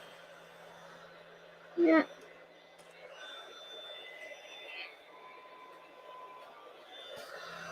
I'm just going to give it a couple more passes.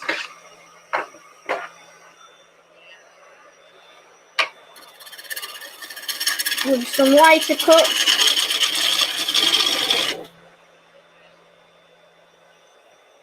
Try and just tidy the surface up a little bit more.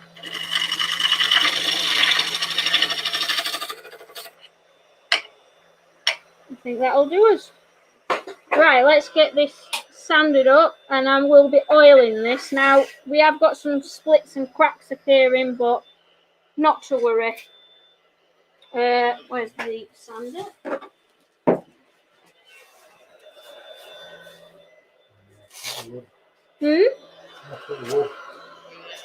Oh.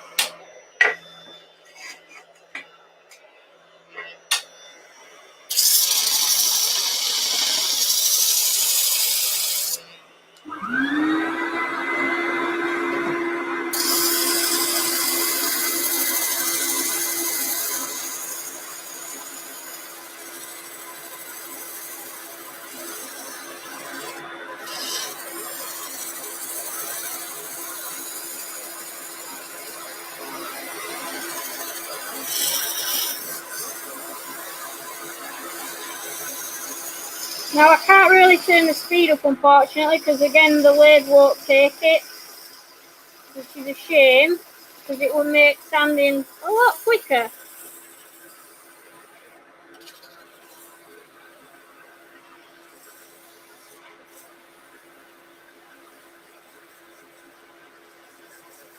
And that's why I wanted to just improve the tool finish a little bit. Let's have a look.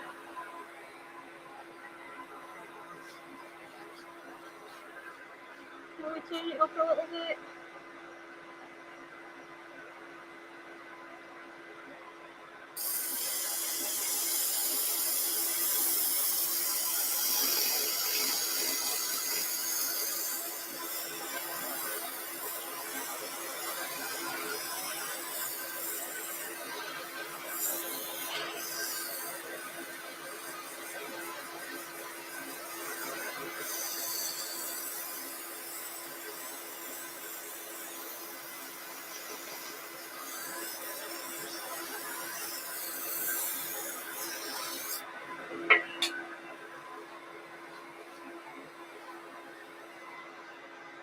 Fresh piece.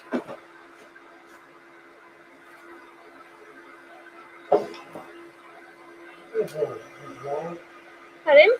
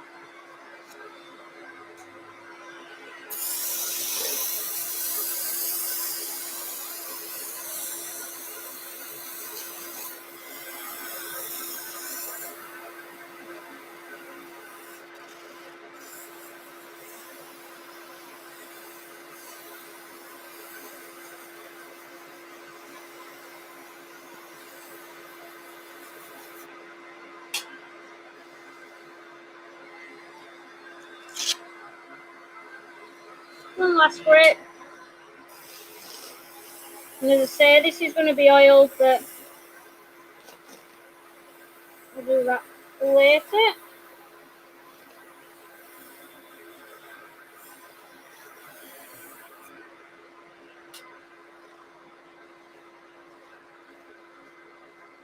Actually, no, we won't. We'll bang the oil on now. So, let's get this off, and I will just chuck a load of lemon oil on this just to keep it as stable as I can. So this is what we have so far. He will look much better with his beard. Definitely. Because his beard will fluff out the base quite a lot. So, yeah, lemon oil.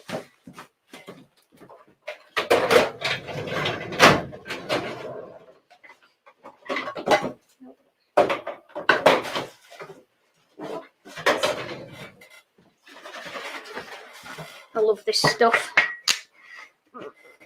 So I'm just going to put some of this on really quickly, and then we will do the bobble and the nose and put them all together.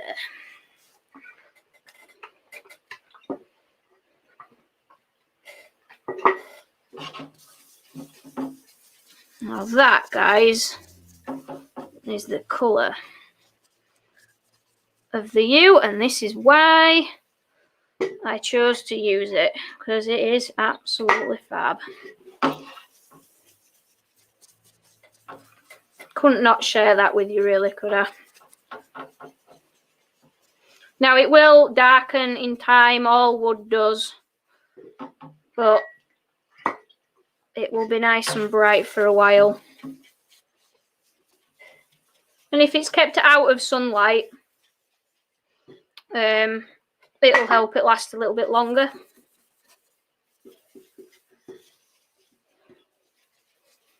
You even got some purple in. That's definitely got to go to the front, hasn't it?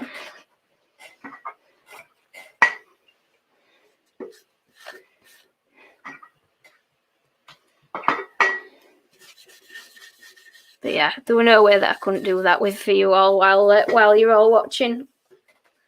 So that can start soaking in nicely. That will have quite a few coats of oil with it being quite a large chunk. So now, guys, we've got to do our nose and hat.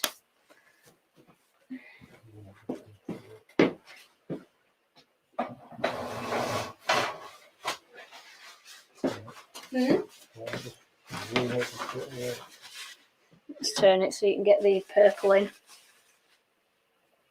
You're not in focus. There we go. Gorgeous, gorgeous colour. Yeah.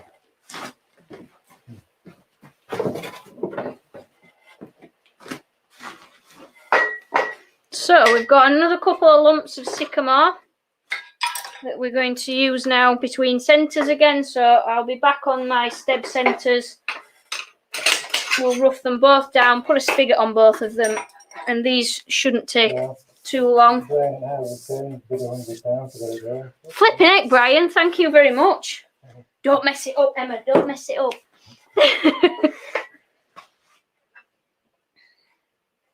Where are we? Oh, the pressure's on now. That is a very generous bid, Brian, thank you. You're probably going to be ending up with a gonk. A giant one at that. So, these won't take me too long to do, she says. Now they'll take me ages, of course. Oh no, that's a hairpin, not a pencil, which I thought it was.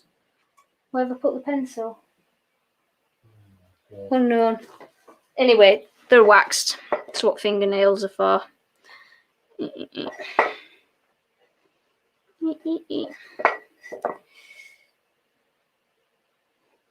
So I've tried to stick to the weathered sycamore, so we've got the same kind of theme throughout, with him having the weathered sycamore body. And they're both 3-inch square pieces.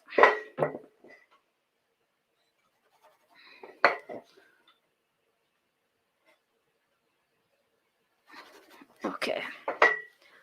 So that's got a split in, but that doesn't matter too much. We'll be turning that out.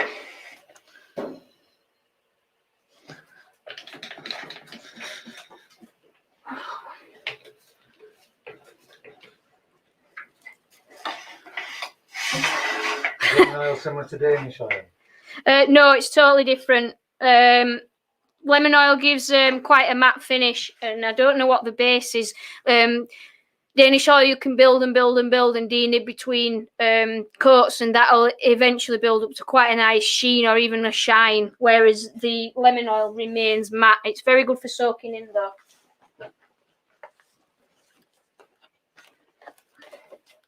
Okay, so we get these rounded off and a spigot or a tenon on the end, but we'll round them both off together.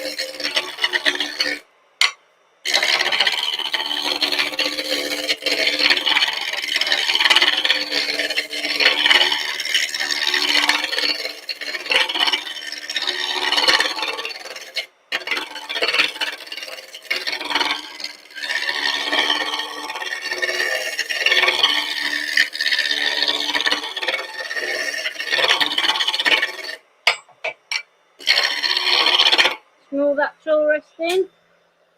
Probably going to need to sharpen the old roughing gouge because it's taking a beating on the U.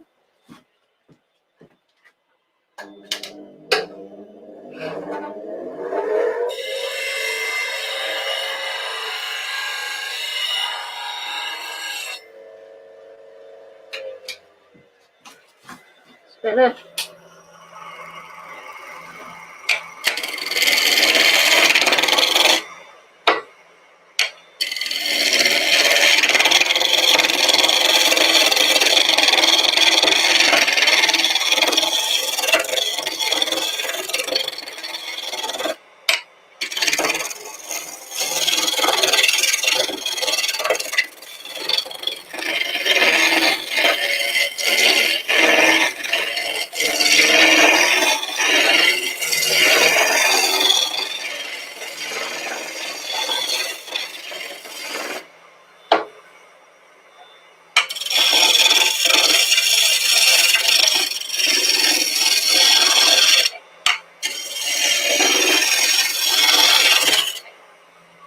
Okay, let's see what we've got now we've rounded it off. So, quite a nice bit of figuring smack bang in the middle, which is flaring out this way. So if we put the spigot on that end, we're definitely going to get some of that into the bobble or the nose, whichever this one ends up being.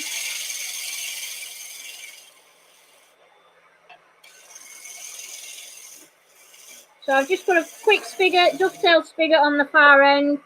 We'll take that out and then we'll swap to the other piece. Sorry, I'm throwing things at Casper. Oh, we've got a new member, G-Man. Welcome, G-Man, to Team Tiny. I think Casper's taking care of your jingle. I'm wrecking everything now. I'm bashing the head on the microphone and it's all going wrong.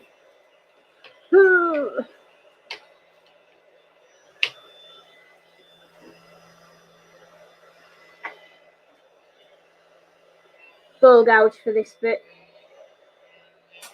I don't know why.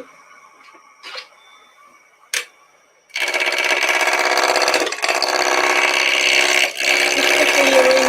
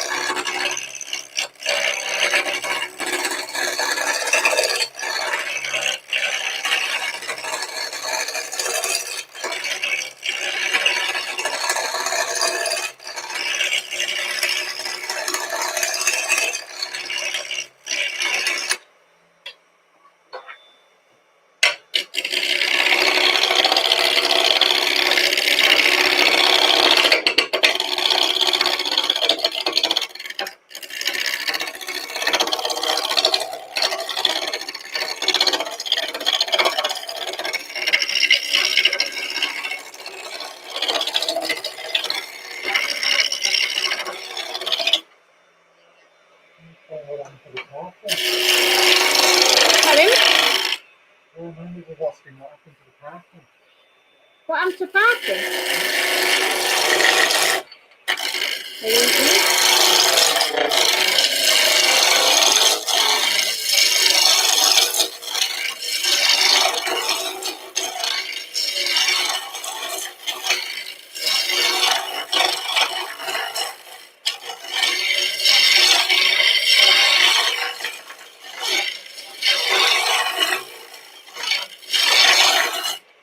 A massive gap.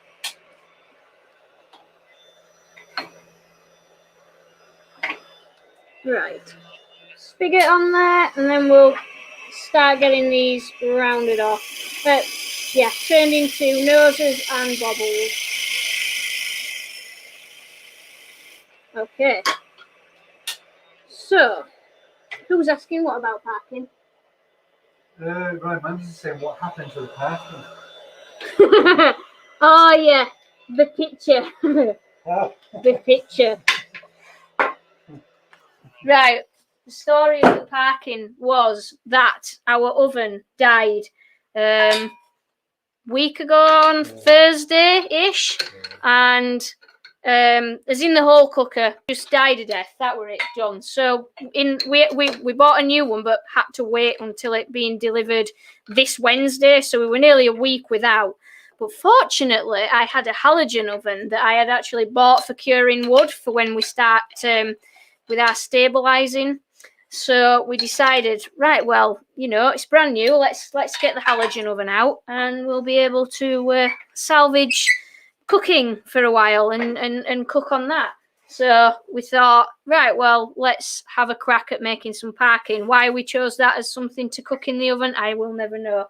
But that's how well it went. We were both kind of really confused about why the oven smelt so bad, because I'd used it to cure some burrs, so it wasn't like it was burning off the coatings that ovens and stuff have to begin with, but there was smoke coming out of it, and we kept opening it thinking, well, it looks fine, what's this smoke? Is it electrical? What is it? But no, it wasn't. The parking was blackening and burning in the tin underneath where we couldn't see it. And that is the story of the parking. Whoops. Right, so time to turn. I think we'll have this one as the bobble because it's quite green in places.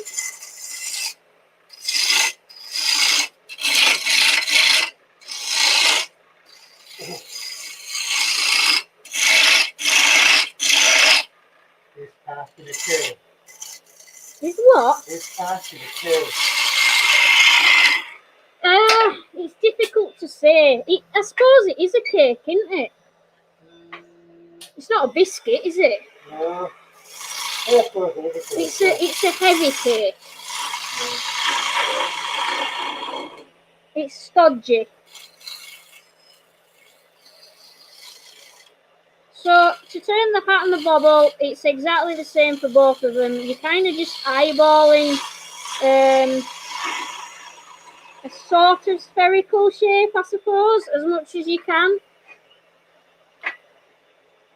That's what I try and do anyway. I kind of make the noses a little bit more squat than the bobbles. But often they just end up the same shape.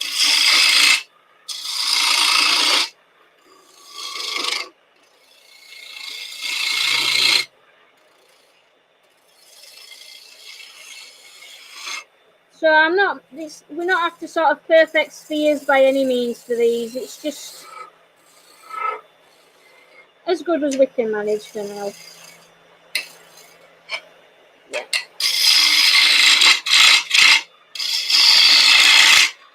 So I'm going to turn it down as much as I can to finish it. Now bear in mind that the underside we have going up into that little hollow that we've made in the top of the hat. Now, of course, if that doesn't quite fit, I'll have to put the hat back on and remount it, but I won't do that tonight because I appreciate this has gone on slightly longer than I had planned. I'm sorry about that.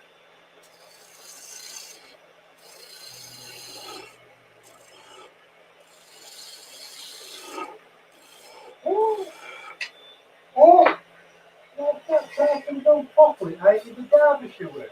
Derbyshire don't even know what parking is. Oh. Oh, you've upset Casper now. That's it. He's off on strike. He's chuntering away like mad here.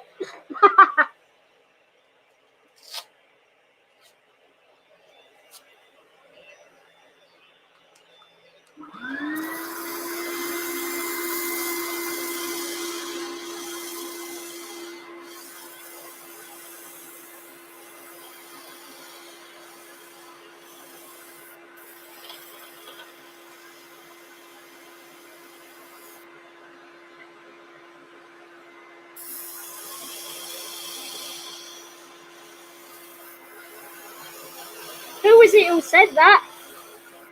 See, what? I'm doing this for you? What on earth?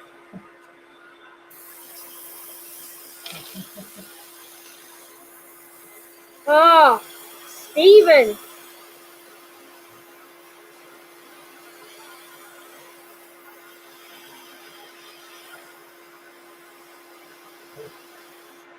Unbelievable.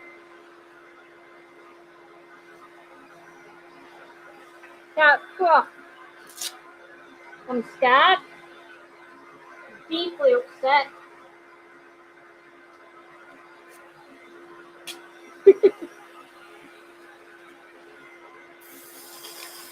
He'll be talking. I bet he puts golden syrup in it or something like that. Don't we have some slides in there? Some kind of slides? Some cherries? I've no idea. Can't be out good.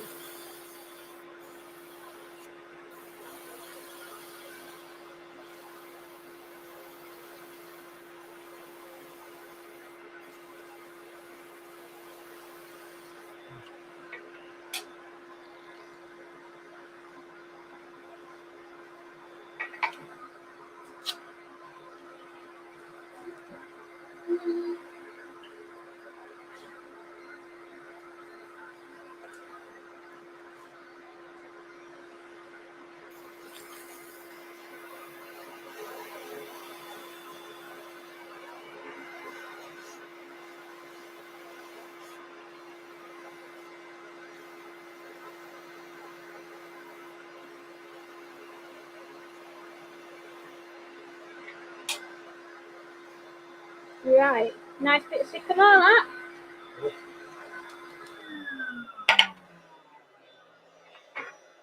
We're getting there, guys. We're getting there. Don't lose faith yet. We will see the end of this evening. Totally forgot what I was doing. Oh, yeah.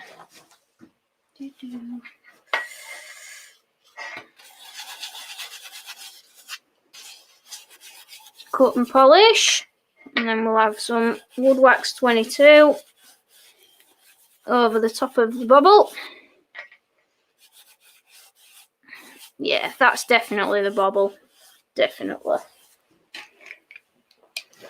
And then all we've got left to do is the nose, and we can start putting this guy together. Now, I won't glue him this evening. Whoever wins the bid can choose the colour of the beard. I'll show you the different colours that we've got, because it might just be that it works really well with one particular colour. And then I will, I might make a couple of amendments if it don't quite balance out size-wise, etc. Might need to do a little bit more work on the hat, but I don't think so. We'll see. But any work that does need doing, I'll do that on it tomorrow and have him finished tomorrow. And I definitely want to oil it a bit more tomorrow too, the hat. I'll get a few coats of oil on. Mark, over on Facebook's asking what the bid is at the moment. I know that there was definitely £100, but I haven't been keeping an eye, so I don't know where we're at. But we'll do the bidding right at the very end, because otherwise it's rock hard to keep an eye on.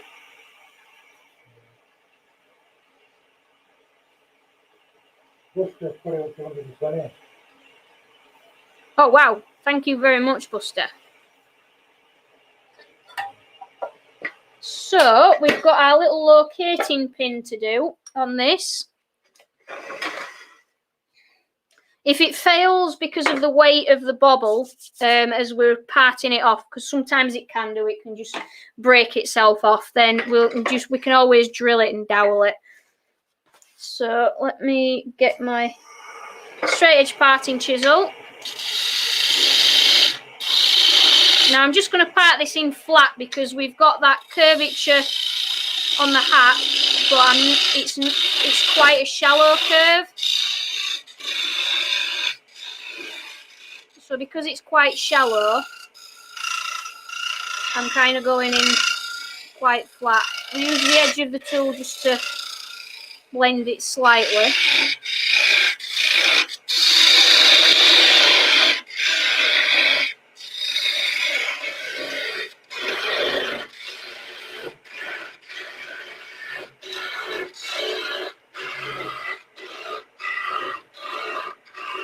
Now we were 8.5mm for the recess, so I'm basically just eyeballing it. Yeah.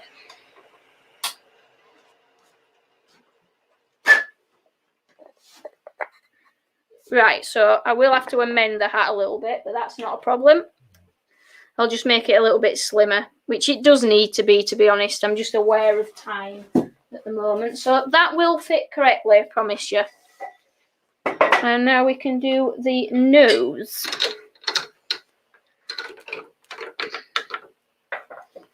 It'll look a lot better for being slimmer, will the hat, to be honest. It was a bit on the chunky side.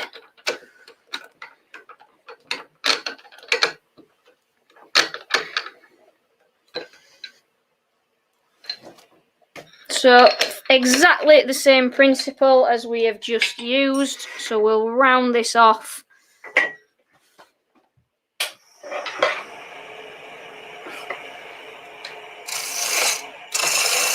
But we'll make it a little bit more stubby, the nose.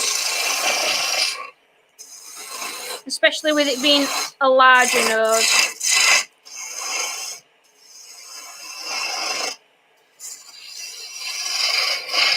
He's going to look really cool when he's done. Definitely.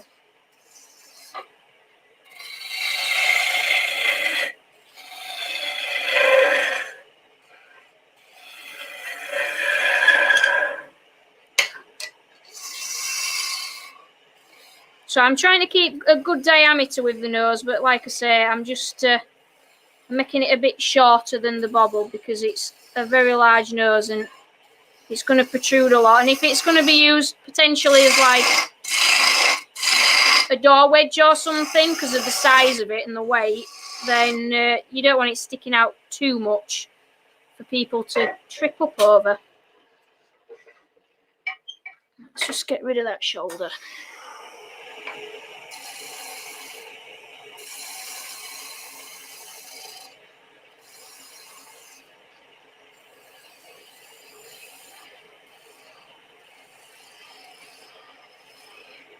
That's better.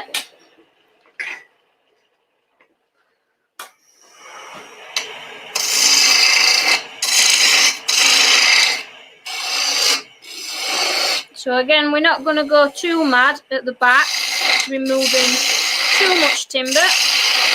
We want it to have a good bit of strength so we can sand it.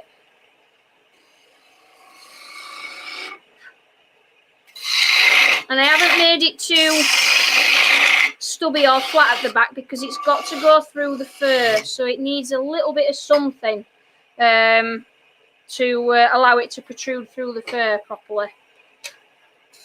So just tidy that up a bit, and that's ready for sanding. Same process as before. Now if people do want to see it finished properly, because what time are we on? Oh, we're only 20 to 10. I thought it was a lot later. If I can quite happily put the hat back on and continue with that so that you can see it sort of as it's meant to be, which sort of seems fair really. So I can do a bit of that while people bid, if you can keep an eye on the bids. Oh, sanding, Emma. That's why you've put that on.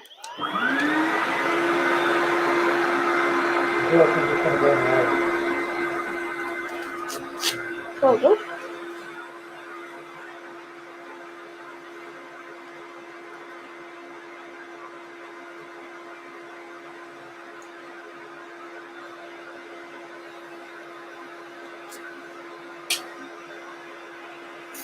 Oh, I've just seen Brian's bid 130. Wow, Brian, thank you very much.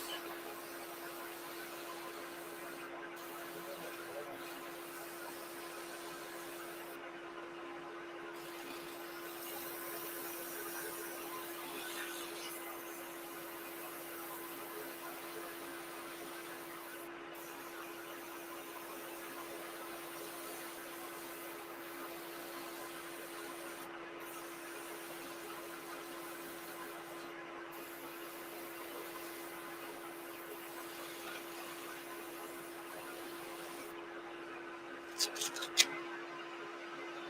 that's a good one.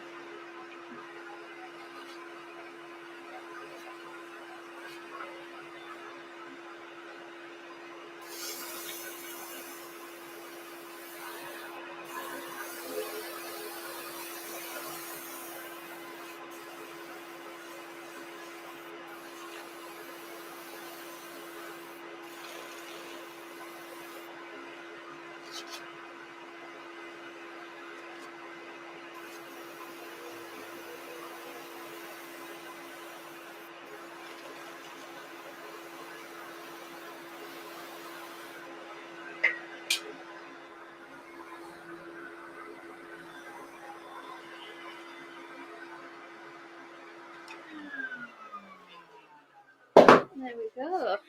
Last little bit of turning. Might need to go grab the drill so that I can drill the hole for the nose. Thank you.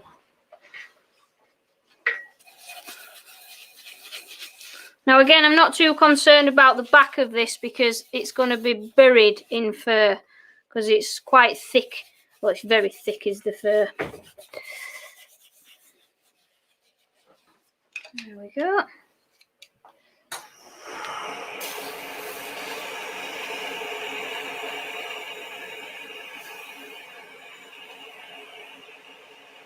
Melvin, keep going, Emma. Oh, hello, Alan. Nice to see you. Bernie Richard, the gonk's going to be pretty tall when it's done. I'll measure him in a little bit so that people know how tall he's going to be. So that's our little nose. It's not, unfortunately, it's not got rippling in it. I thought it was going to have rippling in it, but it's turned out, I'm afraid.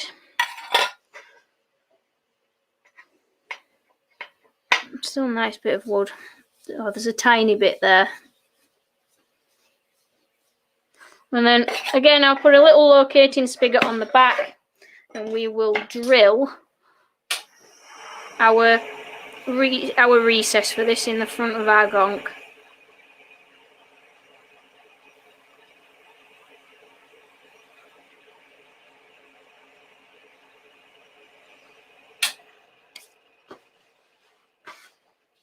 So that's our nose. So we'll get that parted off.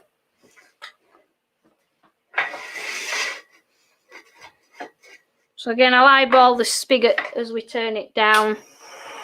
Keep that quite flat.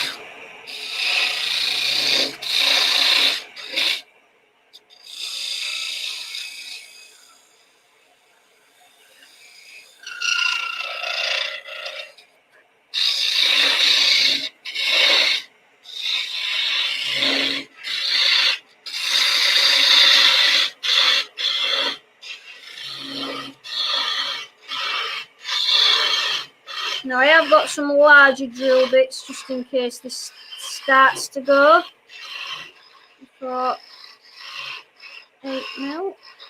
That should do us.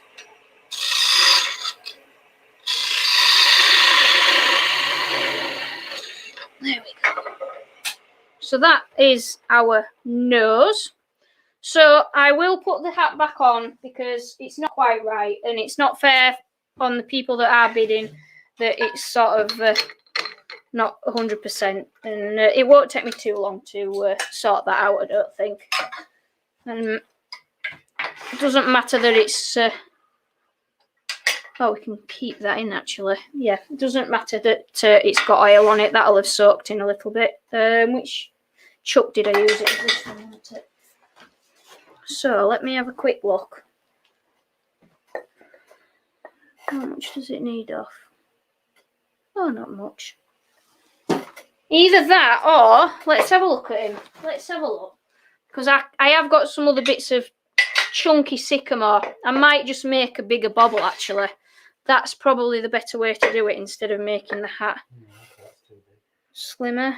What do we think? Yeah, it's a bit, yeah, it's too big, isn't it? So let's take some chunk out of this. The nose is smaller. It's bigger than a standard gonk. You make it longer and thinner to do the work out. Yeah. Now this might have moved a little bit. I'm suspecting it has because it's a branch piece. Yeah, it has a bit.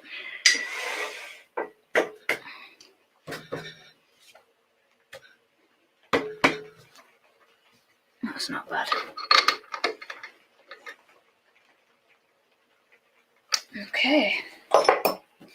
So let's take a bit of weight out of this, make it a longer, thinner hat.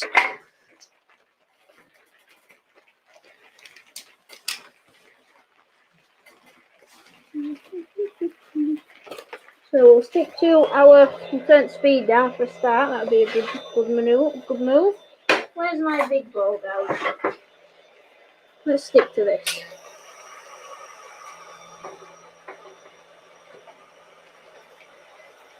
So we supported both sides. Oh, it's not sharp. Forget it. That one will do.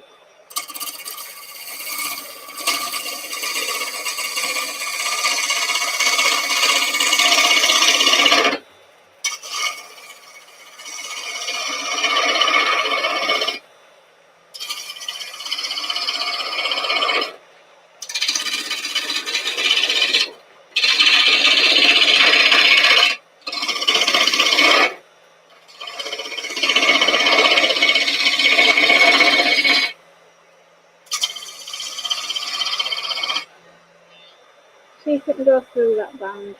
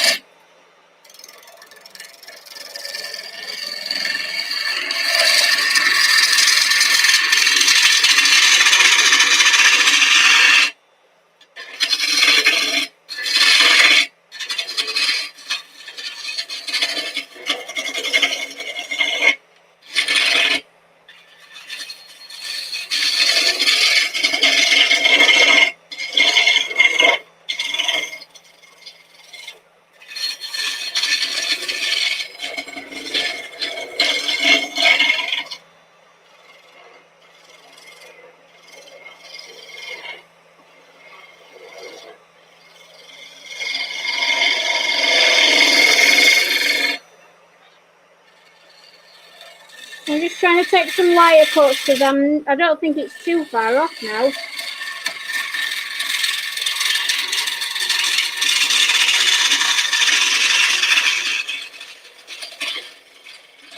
It'll definitely look better for being slimmer.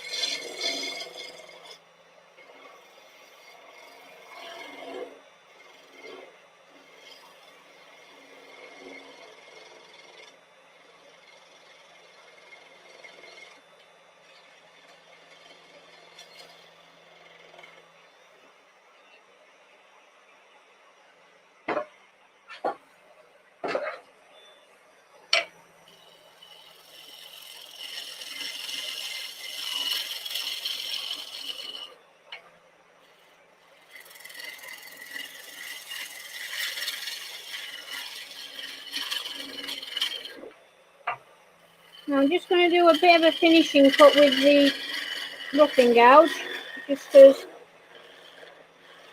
you can get a really nice finish with these. Quite a badly named gouge really, with it being called a roughing gouge. Right. Just want to sort this curve out because it's ugly.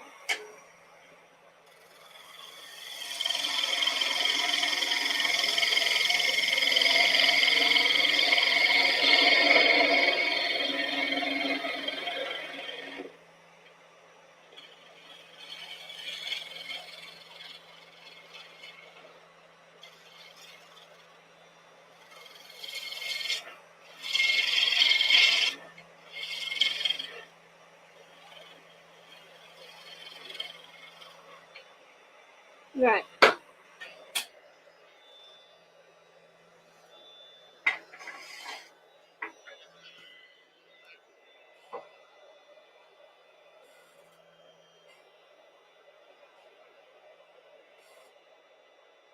I think that'll sit in there. Let's take a tiny bit more off. Let's make sure. We don't want to be putting it back on the lathe. As I say, if we don't quite get it on this run, I will finish it tomorrow fully.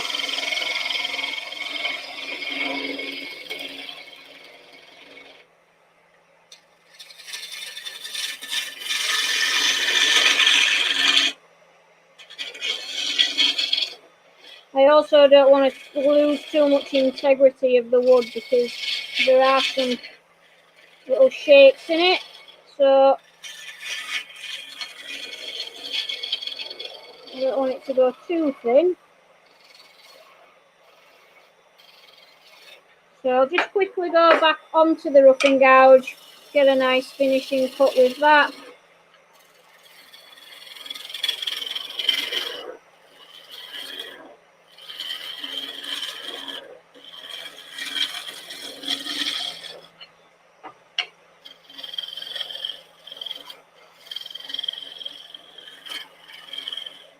Right, that's a little bit more elegant, I think. A lot more elegant. Right, so super quick sand. If I have to finish this tomorrow, then I will.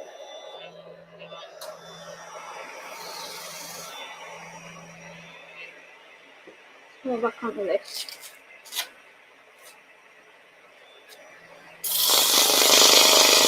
Oh, terrible at remembering that.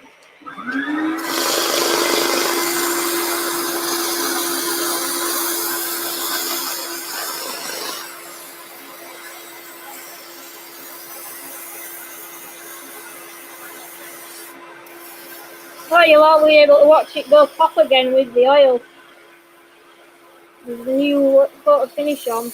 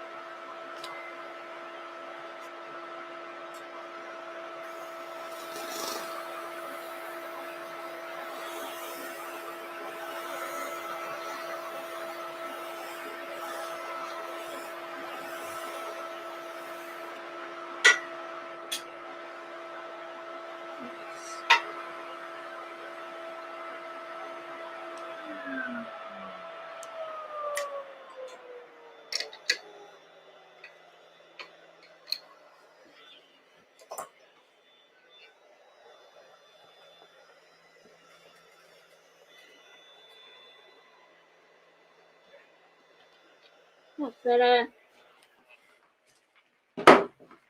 That's more like it. Yeah. Cool. Right, let's get some more oil on this. And then we can think about... Oh, is that the wrong one? Hang on a minute. Hang on a minute. That's the one. I was going to say it's not sitting down properly. That was his nose. Right, we've got one bobble. That's much, much better balance. Far better. I'm much happier with that. So, let's whack some more oil on there, guys. Got him? Yeah. Oh, it's opened up that purple as well. That was a good move. That's got lemon oil on it. Right. Let's get that off. Out the way. There we go. Stunning colour. Now, like I say, those splits, if any of those open up, then I'll lace them or something, or I'll do something along those lines. It'll look cool anyway, I promise.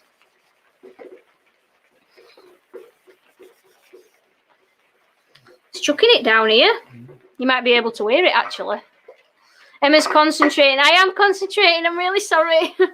I'm wanting to get it finished without sort of rushing it. I want it to look good, but I am just concerned at the time, and I'm sorry that I've kept you all longer than usual. This is, what are we on? We're half an hour over like we normally are, which isn't that bad, actually. I need to stop panicking. Oh, that's nice.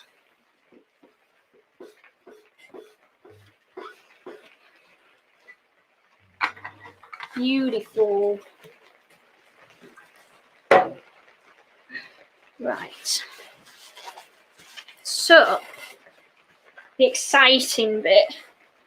So we've already had the bobble on, and that fits now. So I think we'll have all the nice coloured stuff at the front.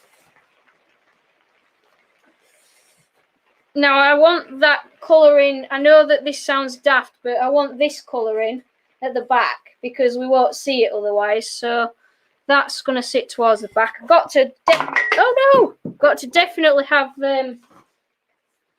Have we got away with it? Yeah, a few. So, right, someone asked how tall he's going to be. He is 17 inches tall.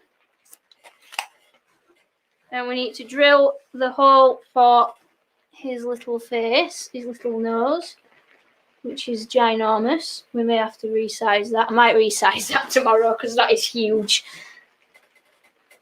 But it might not be once we've got the fur. So fur, we've got... What did that sound like? Something dripped. Something what? It sounded like something dripped into the outside. Right, now.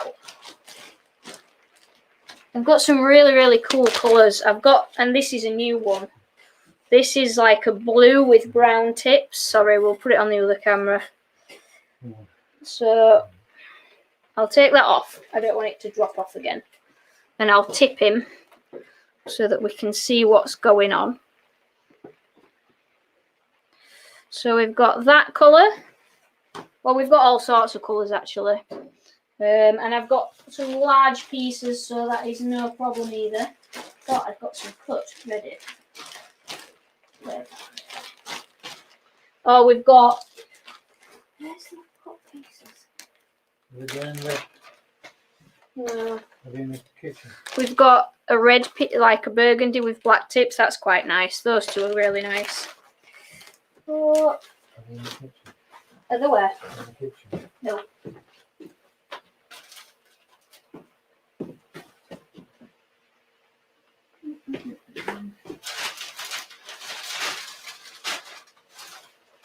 We've got the multicolour. We could go multicoloured with him.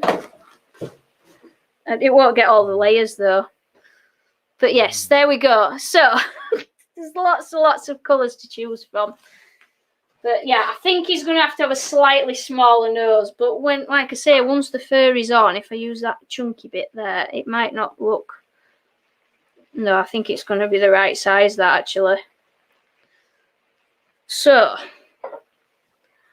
I will drill a hole in the front here.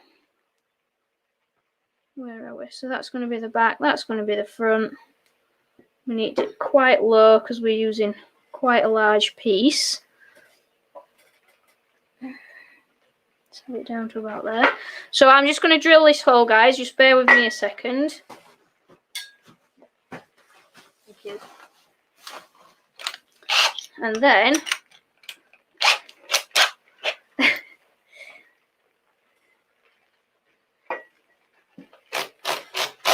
nope, don't need hammer drill.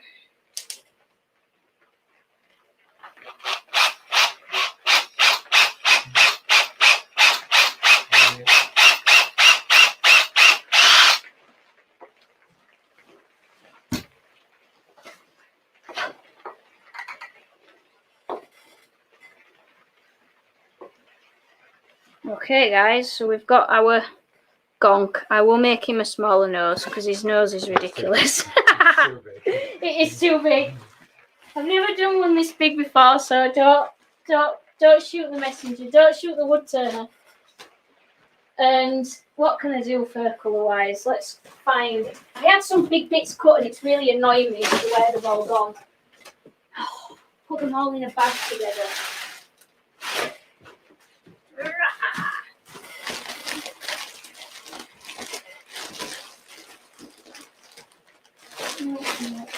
Yep. So he will look pretty funky when he's done.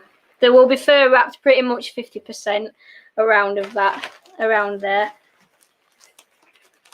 But you're getting the impression. But I don't want to cut the fur because whoever wins it, I want them to be able to choose the fur. So that's why I'm not cutting a piece of fur straight away.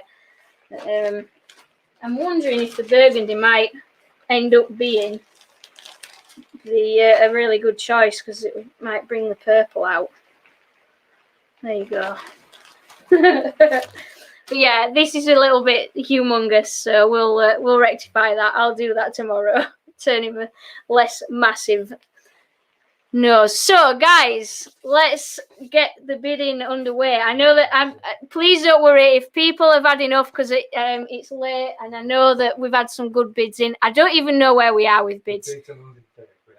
130. So if anybody does want to bid anymore, then please feel free. But like I say, there is absolutely no necessity. And if you do still want to give something, then don't super chat me or anything, guys. There is a link in the pinned comment for Sheffield Children's Hospital. So, you know, just chuck a few quid that way either. Pardon? You can if you want.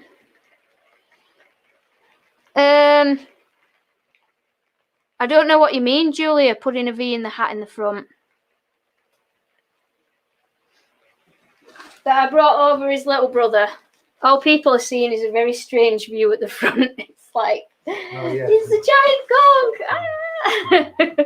Ah! That's the size of his baby brother. There we go. So that's your comparison. Hence why I have struggled a little bit with proportions this evening. But I will definitely rectify him. He's really cool. I love him. I'm going to have to make another one for myself.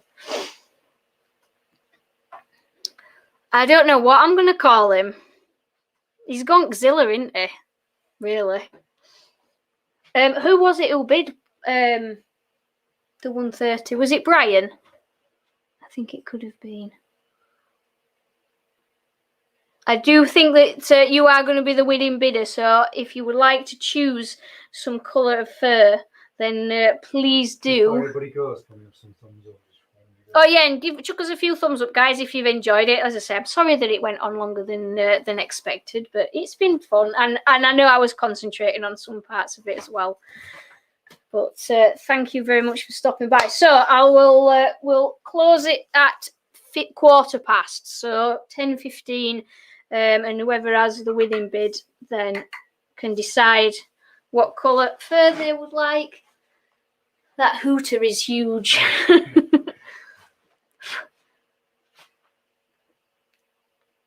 Oh, wow, Mick, thank you very much. 140. Awesome. So as I say, I'll give it a few more minutes. I'll go by, I don't know what to go by, because I'll go by the clock on my computer because I think that's accurate.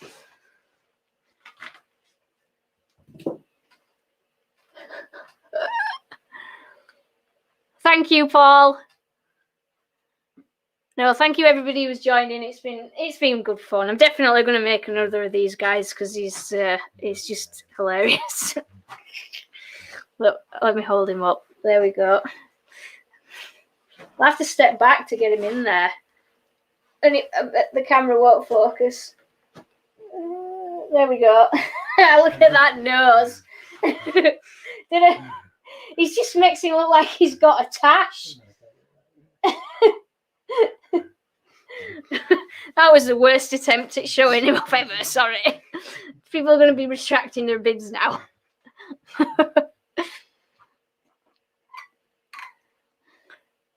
There's a dent in the base of the hat. Oh, there's a couple. Yeah.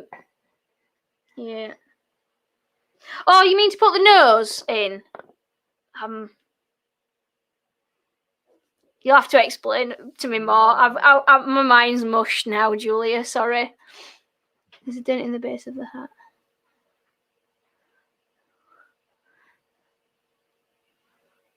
So there you go, Steve. Thank you for that. So yeah, Stephen asked me to do this for I didn't want to share it because it's your story to share, but one day Aldi had experimental surgery for spina bifida at Sheffield's Children's Hospital, which is why he asked me to do this, to raise a bit of money. So thank you very much, guys. Actually, yeah, you're true, Brian. It wasn't as late as Thursday night. Thursday night's demo was like 3 hours long that I did for the members. I think it was a record. Oh, thank you very much, Brian.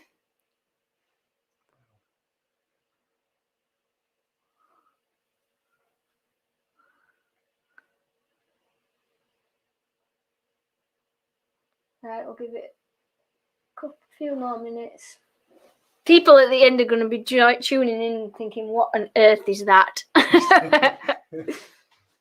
But I will make him a smaller nose, whoever wins, because that's just a little bit out of balance. Yeah.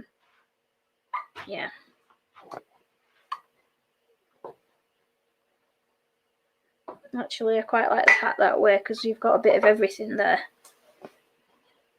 Yeah, we'll go that way.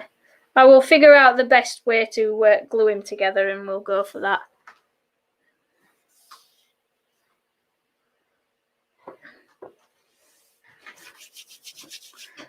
Free Spirit, yes I can. Let me just stick his nose back on. He doesn't look anywhere near as handsome as he will do once he's got his beard. Is that going to be a big enough beard? I'll tell you what, let's...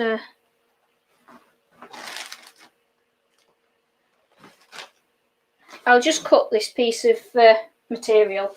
Hang on. So we can see what it looks like.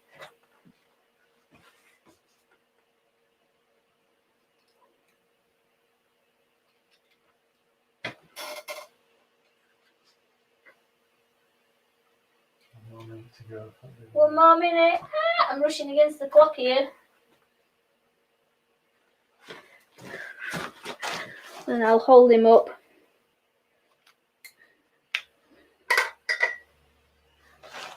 So, that's not deep enough.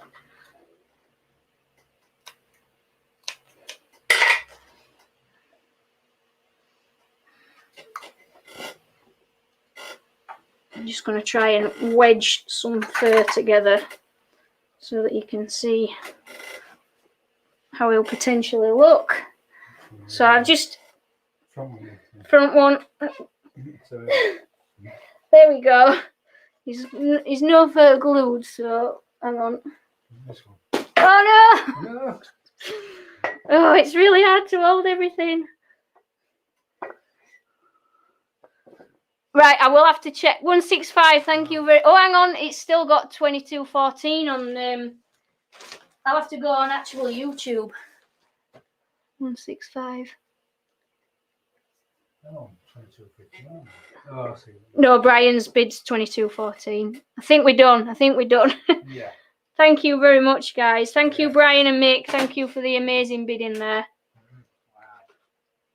So I'm just trying to get this fur to stay in place so that you can kind of get a better idea of what it's going to look like with fur included. It's difficult when it's not glued. There we go. So, oh, it's not happening. No, it needs gluing together, I'm afraid. I was hoping that I could do it. Maybe it's holding it up. That's the problem. But thank you, guys. I really enjoyed this evening. It has been a lot of fun. It's been quite stressful, I have to say. But definitely worth it. No, it's not going to stay, I'm afraid. But Brian, let me know what colour fur you would like for his beard, and I will glue it all up for you. I'll put a picture on the Facebook page anyway of him finished, but he is rather dashing. There, if I hold it like that, can you get that camera on there?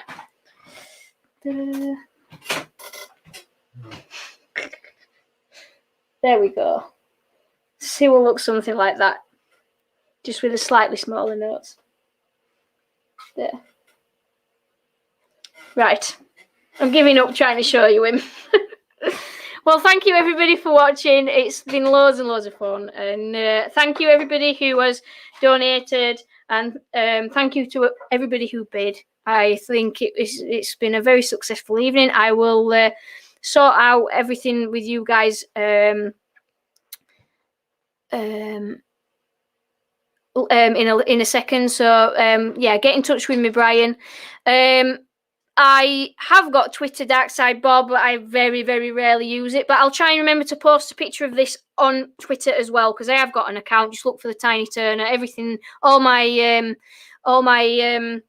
social media is all the Tiny Turner. So have a look. And Mike, welcome to Team Tiny. Thank you very much for joining. So yeah, that's fine, Brian. No worries. Chat to me tomorrow. That's cool. The next live officially I've got will be on Thursday for the members. So that's a members only live, and we'll be finishing off the resin and burr goblet. We'll be turning that. We cast it last week and we're turning it this week. So I'll be going through that. And then after that, I'm looking for suggestions for what people want for the members only lives. They might keep an eye out during the week, because I might be doing the occasional like spontaneous live like I did today. I'm going to try and keep doing the pre-live live on a Saturday, because it's quite nice to do, just basically to make sure everything's up and running and beforehand, and it's nice to have a chat with everyone, because it's quite difficult when there's 200 plus people on to keep an eye on things, and especially when I'm turning something that I've really got to concentrate on. So keep an eye out, and if people do enjoy the sort of relaxed kind of me doing a bit of turning, keeping an eye on chat and stuff, I'll do a few more of those during the week as well, because I enjoy the company, so it's good for me, and I'm in here anyway. And in the meantime, thank you very much, and see you all very soon, I'm pretty sure. Thank you everybody who's joined, bid, and all that. So take care everybody, and yeah, see you all soon. Oh, Keith, we can't go without a jingle for Keith. Thank you, Keith. I've done it, we're on it. Welcome to Team Tiny. Good night, everybody. Right, we're going now. Take care. Bye.